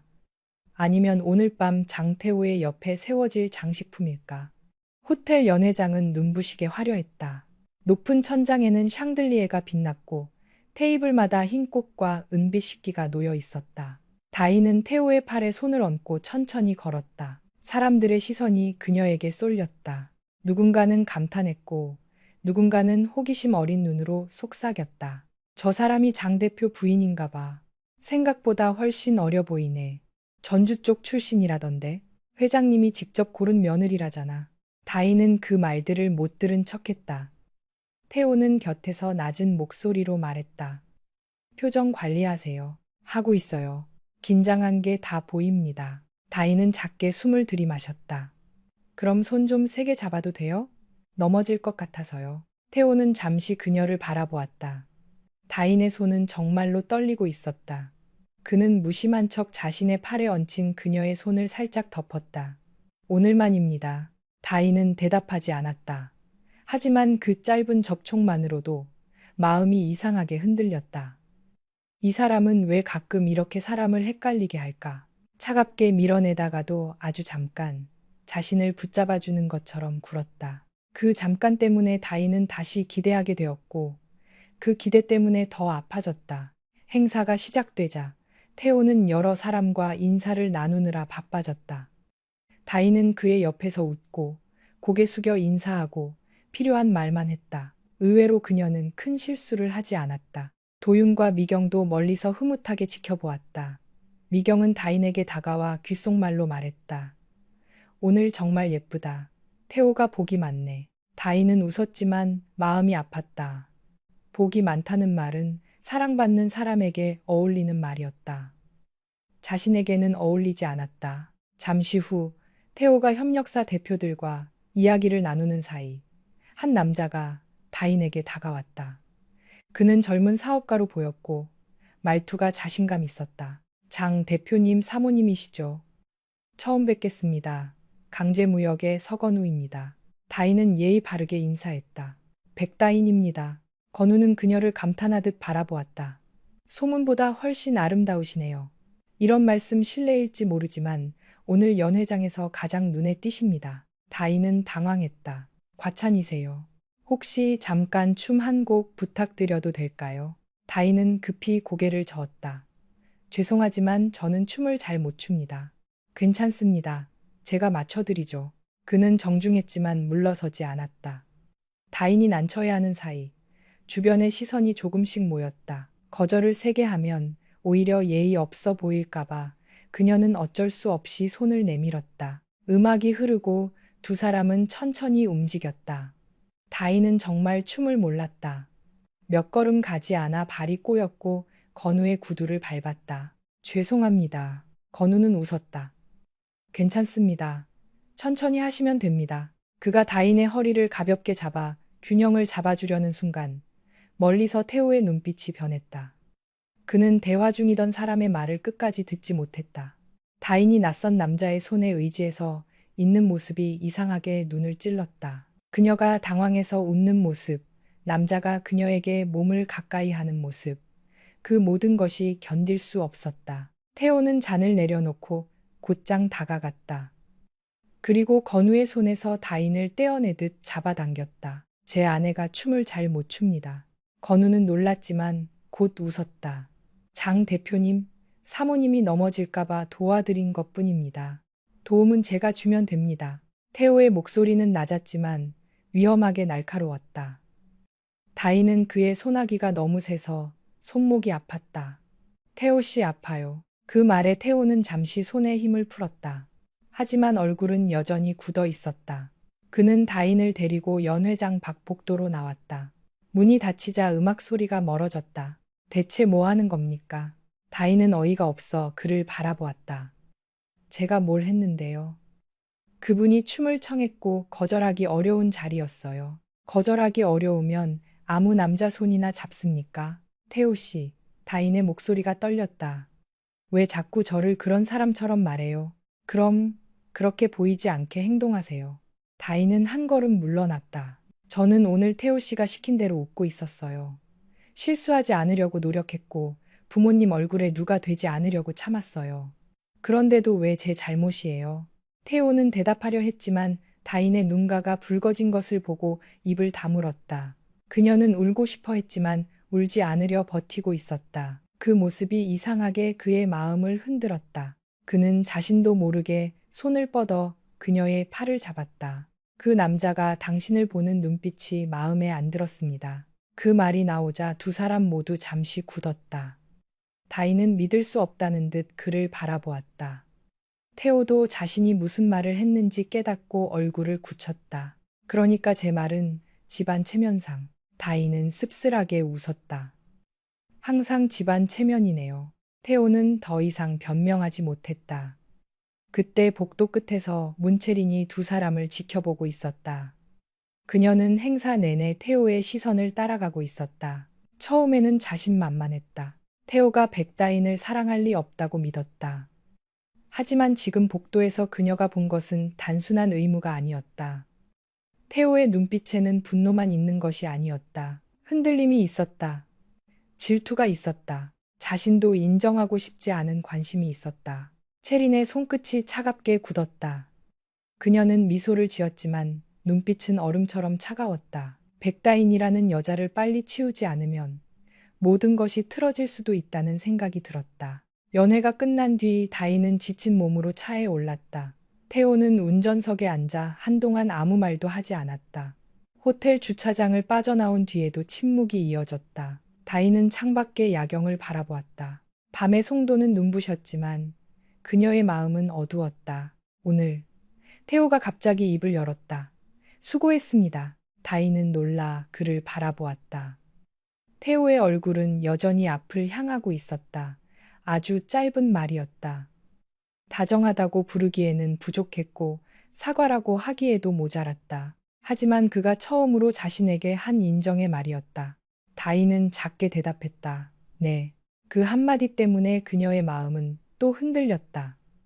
미워하려고 하면 아주 작은 온기를 주고 기대하려고 하면 다시 차갑게 밀어내는 사람. 장태호는 다인에게 그런 사람이었다. 그래서 그녀는 더 아팠다. 차라리 끝까지 잔인하기만 했다면 마음을 닫는 것이 쉬웠을 텐데. 집에 도착하자 다인은 드레스를 갈아입고 화장을 지웠다. 거울 속의 자신은 다시 평소의 백다인으로 돌아와 있었다. 화려한 조명 아래 잠시 빛나던 여자는 사라지고 피곤한 눈을 가진 아내만 남았다. 그녀는 소파에 이불을 펴려다가 문득 멈췄다. 오늘은 너무 지쳤다. 정말로 너무 지쳐서 이불을 들 힘조차 없었다. 그때 태호가 방문 앞에 서 있었다. 그는 다인이 소파 앞에서 비틀거리는 것을 보았다. 왜 그래요? 아무것도 아니에요. 조금 어지러워서. 다인이 말을 끝내기도 전에 몸이 휘청했다. 태호는 반사적으로 다가가 그녀의 팔을 붙잡았다. 다인의 몸은 생각보다 가벼웠고 손은 차가웠다. 그는 순간적으로 놀랐다. 제대로 먹긴 합니까? 다인은 그의 손을 조심스럽게 떼어냈다. 괜찮아요. 그 말에 태호의 표정이 굳었다. 당신은 왜 항상 괜찮다고만 합니까? 다인은 힘없이 웃었다. 안 괜찮다고 하면 달라지는 게 있나요? 태호는 아무 말도 하지 못했다. 다인은 이불을 꺼내 소파에 앉았다. 그 모습을 바라보던 태호는 문득 불편한 마음을 견디지 못하고 말했다. 오늘은 방에서 자도 됩니다. 다인의 손이 멈췄다. 네, 소파 불편해 보이니까. 침대 반대쪽에서 자요. 선 넘지 말고. 그 말투는 여전히 차가웠지만 다인은 잠시 그를 바라보았다. 그가 왜 갑자기 그런 말을 하는지 알 수 없었다. 하지만 너무 피곤해서 거절할 힘도 없었다. 그녀는 조심스럽게 침대 가장자리에 누웠다. 태호는 반대편에 등을 돌리고 누웠다. 두 사람 사이에는 사람 하나가 더 누울 만큼의 거리가 있었다. 불이 꺼졌다. 방 안은 조용했다. 다인은 눈을 감았지만 쉽게 잠들 수 없었다. 같은 침대에 누워 있는데도 여전히 멀었다. 그래도 소파보다 따뜻했다. 그 사실이 이상하게 서글펐다. 그녀가 이 결혼에서 바라는 것이 이제는 이 정도로 작아졌다는 뜻이었기 때문이다. 태호 역시 잠들지 못했다. 그는 등 뒤에서 들리는 다인의 얕은 숨소리를 들었다. 오늘 연회장에서 그녀를 바라보던 남자들의 시선이 떠올랐다. 그리고 다인이 안 괜찮다고 하면 달라지는 게 있나요? 라고 말하던 얼굴이 떠올랐다. 그는 눈을 감았다. 마음 한구석이 답답했다. 자신이 잘못하고 있다는 것을 어렴풋이 알았지만 인정하고 싶지 않았다. 인정하는 순간 이 결혼이 자신이 생각한 것보다 훨씬 잔인해질 것 같았다. 다음 날 아침, 다인은 태호보다 먼저 일어났다. 조용히 침대에서 내려와 아침을 준비했다. 태호는 식탁에 앉아 그녀가 차린 밥을 바라보았다. 전날과 달리 젓가락을 들었다. 다인은 그 모습을 보고 아주 작게 안도했다. 오늘 학교 끝나고 바로 카페 갑니까? 태호가 물었다. 네. 늦으면 연락하세요. 다인은 놀라 그를 바라보았다. 왜요? 태호의 얼굴이 굳었다. 그냥 집안 사람이 늦게 다니면 신경 쓰이니까. 역시 집안 사람이었다. 아내가 아니라. 그래도 다인은 더 따지지 않았다. 알겠습니다. 그날 하루 다인은 이상하게 마음이 조금 가벼웠다. 태호가 걱정한 것은 아니라고 스스로를 달랬지만 그래도 처음으로 연락하라는 말을 들은 날이었다. 그녀는 그런 작은 말 하나에도 흔들리는 자신이 싫었지만 어쩔 수 없었다. 사랑받지 못하는 사람은 아주 작은 관심에도 목이 마른다. 하지만 그 작은 변화는 문채린에게는 위험 신호였다. 그녀는 호텔 사무실에서 태호가 무심코 다인의 연락을 확인하는 모습을 보았다. 회의 중에도 휴대전화 화면을 한 번 더 보고 비가 오기 시작하자 창밖을 바라보며 미간을 찌푸리는 모습을 보았다. 그는 아직 자신이 다인을 신경 쓰고 있다는 사실을 인정하지 못했지만 체리는 알 수 있었다. 인정하지 못하는 감정일수록 더 위험하다는 것을. 그날 오후 체리는 혼자 차 안에 앉아 누군가에게 전화를 걸었다. 목소리는 낮고 차분했다. 사람 하나 알아봐 줘요. 겁만 주면 돼요. 크게 다치게 하라는 게 아니라 혼자 다니기 무섭게 만들 정도면 충분해요. 전화를 끊은 뒤 그녀는 거울 속 자신의 얼굴을 바라보았다. 아름답고 침착한 얼굴이었다. 하지만 눈동자 안쪽에는 불안과 분노가 뒤섞여 있었다. 백다인. 그녀가 낮게 중얼거렸다. 네가 착하게 버티면 이길 수 있을 것 같아?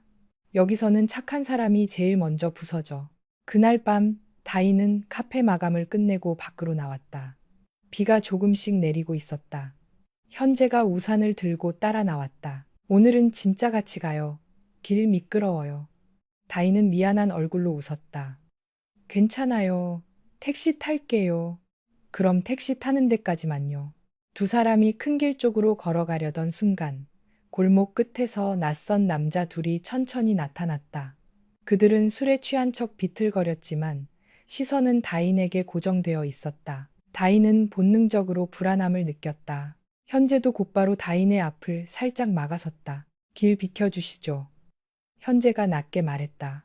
남자 중 하나가 비웃었다. 뭐야, 남자친구야? 다인의 손끝이 차가워졌다.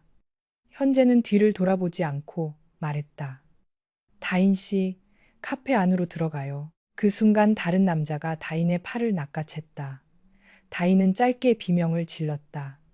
현재가 곧바로 그 남자의 손을 쳐냈고 몸싸움이 벌어졌다. 비가 굵어지기 시작했다. 골목의 불빛이 흔들리고 다인의 심장은 미친 듯이 뛰었다. 현재는 두 남자를 막아섰지만 혼자 감당하기에는 위험했다. 다인은 떨리는 손으로 휴대전화를 꺼냈다. 누구에게 전화해야 할지 순간적으로 떠오르지 않았다. 경찰, 카페 사장, 그리고 장태호. 그녀의 손가락은 잠시 태호의 이름 위에서 멈췄다. 오늘 아침 그가 늦으면 연락하라고 했던 말이 떠올랐다. 다인은 결국 태호에게 전화를 걸었다. 신호음이 길게 이어졌다. 한 번, 두 번, 세 번. 그러나 그는 받지 않았다. 그녀의 눈에 절망이 스쳤다. 바로 그때 현재가 한 남자에게 밀려 벽에 부딪혔다. 다인은 비명을 질렀다. 그리고 멀리서 자동차 헤드라이트가 골목을 비췄다. 검은 차 한 대가 거칠게 멈춰섰다. 차문이 열리고 장태호가 내렸다. 그의 얼굴은 차갑게 굳어 있었고 눈빛은 분노로 어두웠다. 그는 상황을 보자마자 달려와 남자 하나를 밀쳐냈다.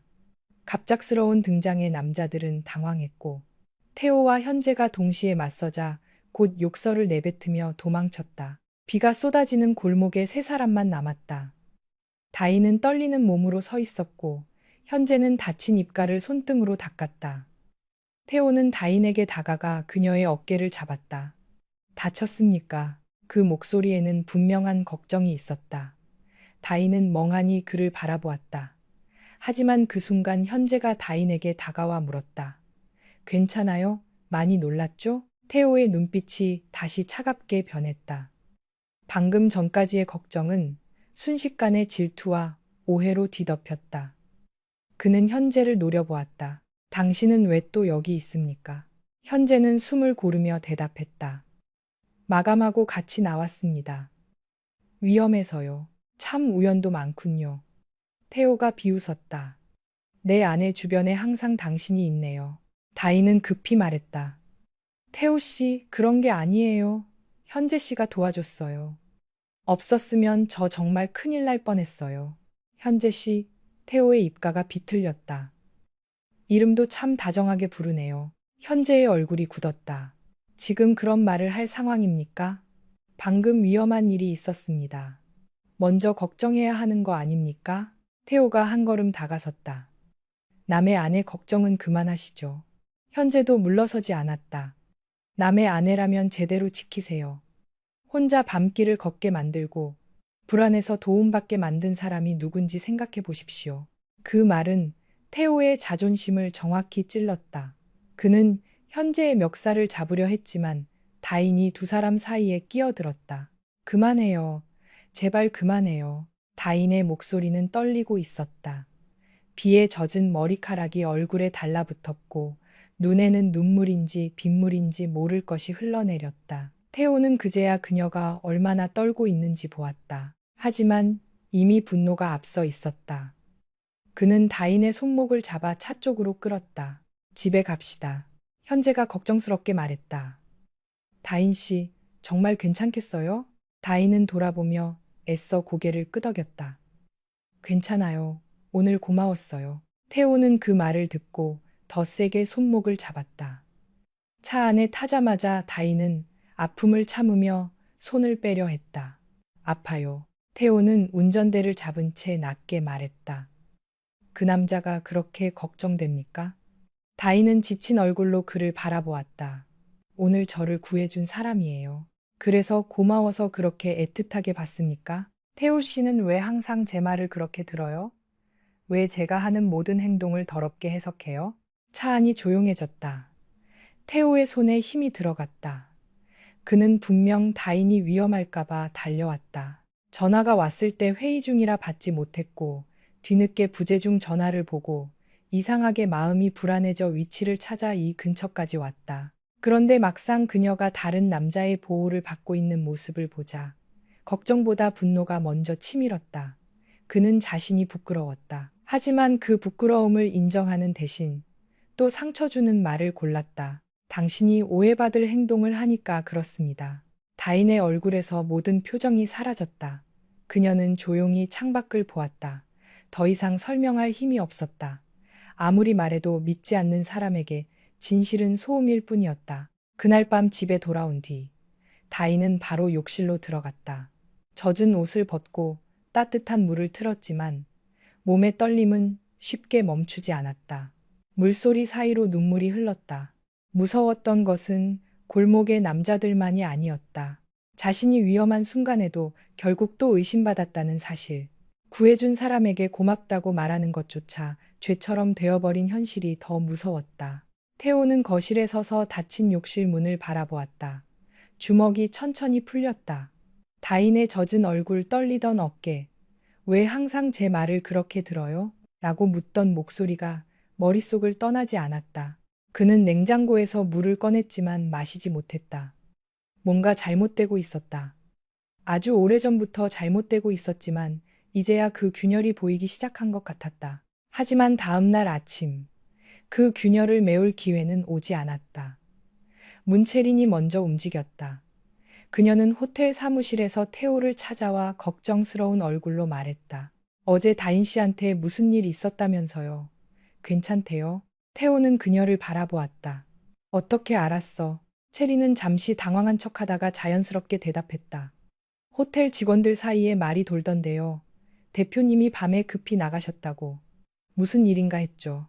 태호는 미간을 찌푸렸다. 체리는 그의 표정을 살피며 조심스럽게 말을 이었다. 오빠, 내가 이런 말 해도 될지 모르겠지만 다인 씨 주변에 그 남자 자주 보이던데요. 카페 직원이라고 했나? 조심하는 게 좋지 않을까요? 사람들 눈이 얼마나 무서운데. 무슨 뜻이야?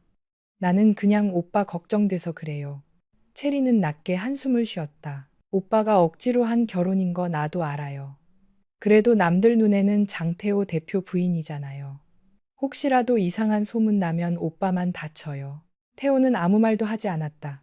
체리는 그 침묵 속에서 자신이 심은 의심이 다시 자라기 시작했다는 것을 느꼈다. 그녀는 속으로 미소 지었다. 백다희는 아직 너무 순진했다. 진심만으로 버티면 언젠가 상대가 알아줄 거라 믿는 사람. 하지만 체리는 알고 있었다. 사람은 진실보다 보고 싶은 것을 믿는다.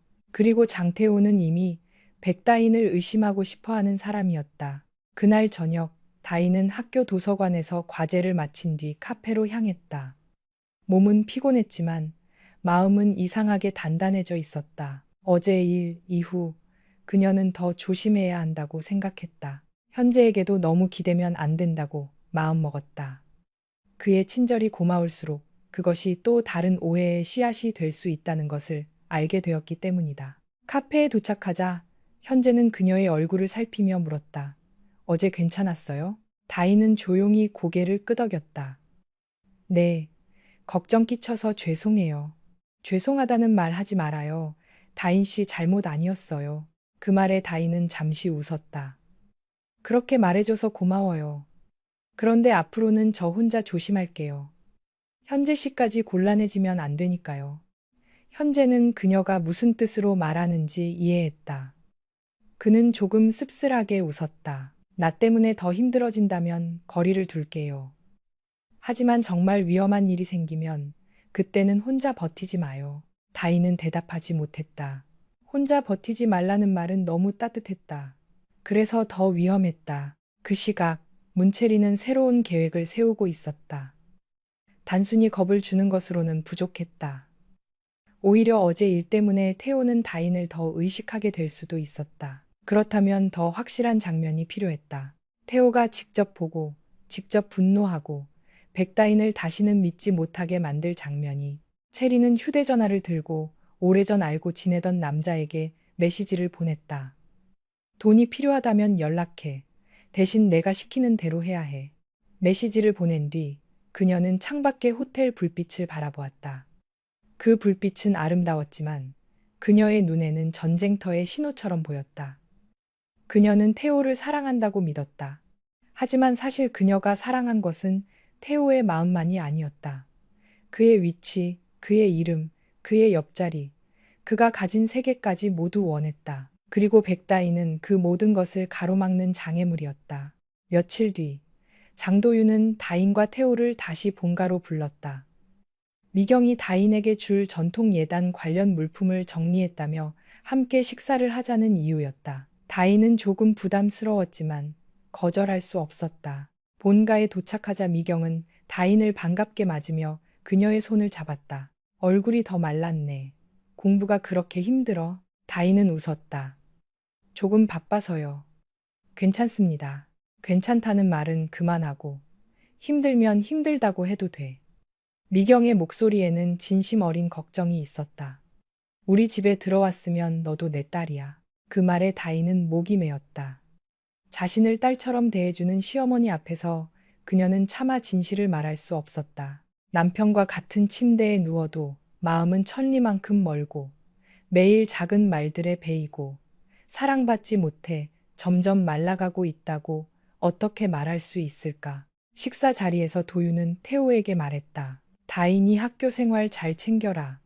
네가 바쁘다는 건 알지만 결혼은 책임이다. 네가 선택했든 안 했든 이제 내 아내야. 태호는 젓가락을 내려놓았다. 알고 있습니다. 도윤은 눈을 가늘게 떴다. 알고 있는 사람처럼 행동해라. 식탁 위에 침묵이 내려앉았다. 다인은 급히 웃으며 분위기를 바꾸려 했다. 아버님, 오늘 잡채가 정말 맛있어요. 어머님이 직접 하신 건가요? 미경은 다인의 배려를 알아차리고 부드럽게 웃었다. 조금 도왔지. 다인이 입맛에 맞다니 다행이네. 태호는 그런 다인을 옆에서 바라보았다. 그녀는 늘 이렇게 했다. 자신이 상처를 입어도 남들이 불편하지 않게 웃었다. 누군가의 화를 부드럽게 돌리고 누군가의 걱정을 덜어주고 자신은 가장 마지막에 두었다. 태호는 그것이 답답했고 동시에 이상하게 마음이 쓰였다. 식사가 끝나고 미경이 다인에게 작은 보자기를 건넸다. 이건 내가 젊었을 때 쓰던 비녀야. 요즘은 잘 안 쓰지만 언젠가 네가 딸을 낳거나 중요한 날이 오면 물려주고 싶어서. 다인은 두 손으로 조심히 받았다. 제가 받아도 될까요? 그럼 너는 우리 집 며느리잖니. 그 말에 태호의 눈빛이 잠시 흔들렸다. 다인은 보자기를 품에 안고 고개를 숙였다. 감사합니다. 소중히 간직하겠습니다. 집으로 돌아오는 차 안에서 다인은 보자기를 무릎 위에 올려놓고 있었다. 태호는 그 모습을 보다가 무심한 척 말했다. 어머니가 마음에 들었나 봅니다. 좋은 분이세요. 우리 어머니가 당신을 너무 믿는 것 같아서 걱정입니다. 다인의 손이 보자기를 감쌌다. 저는 어머님께 거짓말하고 싶지 않아요. 하지만 하고 있잖습니까? 행복한 척. 다인은 조용히 그를 바라보았다. 그건 태호 씨도 같이 하는 거잖아요. 태호는 대답하지 못했다. 다인은 다시 창밖으로 고개를 돌렸다. 그날 이후 그녀는 이상하게 더 지쳐 보였다. 태호는 그것을 알면서도 다가가지 못했다. 아니, 다가가는 법을 몰랐다. 평생 원하는 것을 명령하고 불편한 것을 밀어내며 살아온 사람에게 누군가의 상처 앞에서 조용히 앉아주는 법은 너무 어려운 일이었다. 한편 체리는 점점 초조해졌다. 그녀가 기대했던 것과 달리 태호는 다인을 완전히 밀어내지 못하고 있었다. 말로는 여전히 차가웠지만 그의 시선은 자주 다인을 따라갔다. 다인의 연락을 확인하고 다인이 늦는 날이면 괜히 운전대를 잡고 나갔다. 체리는 그런 변화를 용납할 수 없었다. 그래서 그녀는 더 큰 판을 준비했다. 태호가 절대로 용서하지 못할 장면. 다인이 아무리 설명해도 빠져나올 수 없는 함정. 그리고 그 함정의 첫 번째 끈은 다인의 선한 마음을 이용하는 것이었다. 어느 날 오후 다인의 휴대전화로 낯선 번호의 메시지가 도착했다. 문채린입니다. 지난번 일은 미안했어요. 할 말이 있어요. 오해를 풀고 싶어요. 오늘 저녁 호텔 근처 라운지로 와줄 수 있나요? 다인은 메시지를 오래 바라보았다. 체린을 믿을 수 없었다. 하지만 오해를 풀 수 있다면 적어도 더 큰 갈등은 막을 수 있을지도 모른다고 생각했다. 그녀는 몇 번이나 답장을 썼다 지웠다. 결국 짧게 답했다. 알겠습니다. 잠깐만 뵙겠습니다. 다인은 몰랐다. 그 답장을 보내는 순간 그녀가 스스로 걸어 들어간 곳이 대화의 자리가 아니라 또 다른 덫이라는 것을, 그리고 그날 밤 이후 장태호의 의심은 돌이킬 수 없는 폭력적인 확신으로 변해갈 것이라는 것을, 다희는 약속 장소에 도착했을 때부터 이상한 불안감을 느꼈다. 호텔 근처 라운지는 조명이 낮고 조용했다. 유리창 너머로 송도의 밤 풍경이 넓게 펼쳐져 있었지만 다인의 마음에는 그 어떤 불빛도 들어오지 않았다. 그녀는 손가락으로 가방끈을 꼭 쥔 채 문채린을 기다렸다.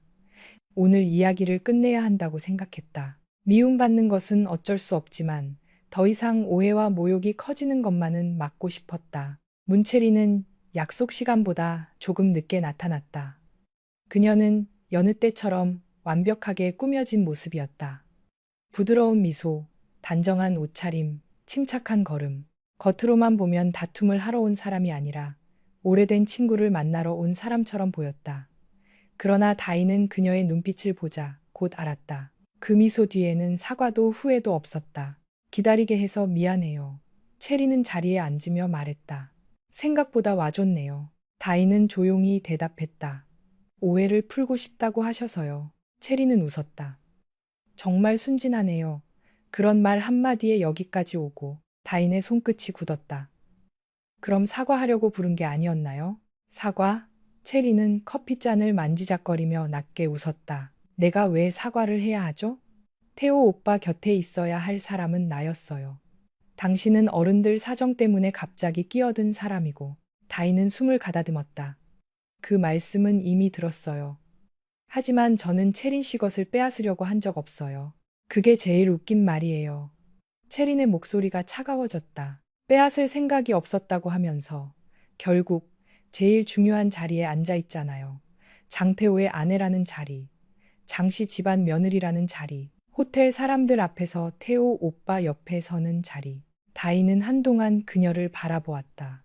그리고 아주 조용히 말했다. 그 자리가 행복한 자리라고 생각하세요? 체린의 표정이 잠시 흔들렸다. 저는 그 자리에서 매일 숨이 막혀요. 아무도 모르는 집에서 혼자 밥을 먹고 남편에게 말 한마디 걸기 전에 눈치를 보고 누가 볼까봐 눈물도 조용히 흘려요. 체린 씨가 보기에는 제가 대단한 걸 가진 것처럼 보이겠지만 저는 그 안에서 하루하루 버티고 있을 뿐이에요. 체린은 입술을 굳게 다물었다. 다인의 말은 예상보다 차분했고 그래서 더 불쾌했다. 그녀가 원한 것은 다인이 울거나 화를 내는 모습이었다. 그래야 더 쉽게 짓밟을 수 있었다. 하지만 다인은 지쳐있을지언정 비굴하지 않았다.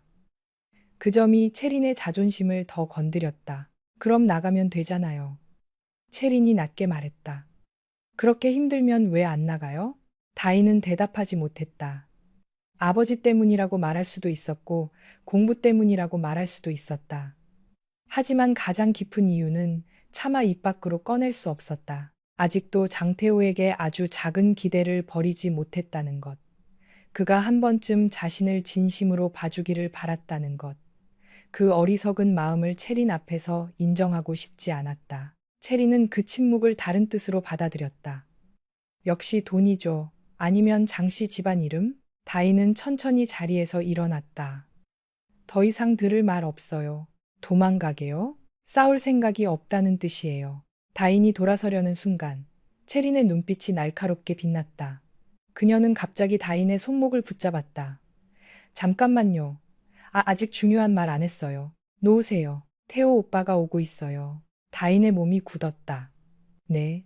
체린은 입가에 희미한 미소를 띄었다. 내가 여기 있다고 했거든요. 그런데 당신이 나를 찾아와서 따지고 있다고도 했어요. 다인은 순간적으로 심장이 철렁 내려앉았다. 왜 그런 거짓말을? 그때 라운지 안쪽 계단 쪽에서 직원이 다가와 체린에게 작은 가방을 건넸다. 체린은 자연스럽게 자리에서 일어나 계단 방향으로 걸어갔다. 다인은 이상한 예감에 따라가지 않으려 했지만 체린은 그녀의 손목을 놓지 않았다. 잠깐만 따라와요. 태호 오빠 앞에서 당신이 얼마나 당당한지 보고 싶네요. 싫어요. 놓으세요. 다인이 손을 빼려는 순간 체리는 계단 중간에서 갑자기 몸을 틀었다. 그녀의 얼굴에 스치는 미소를 다인은 똑똑히 보았다. 다음 순간 체리는 큰 소리를 질렀다. 제발 그러지 마요, 다인 씨. 그리고 그녀는 스스로 계단 아래로 몸을 던져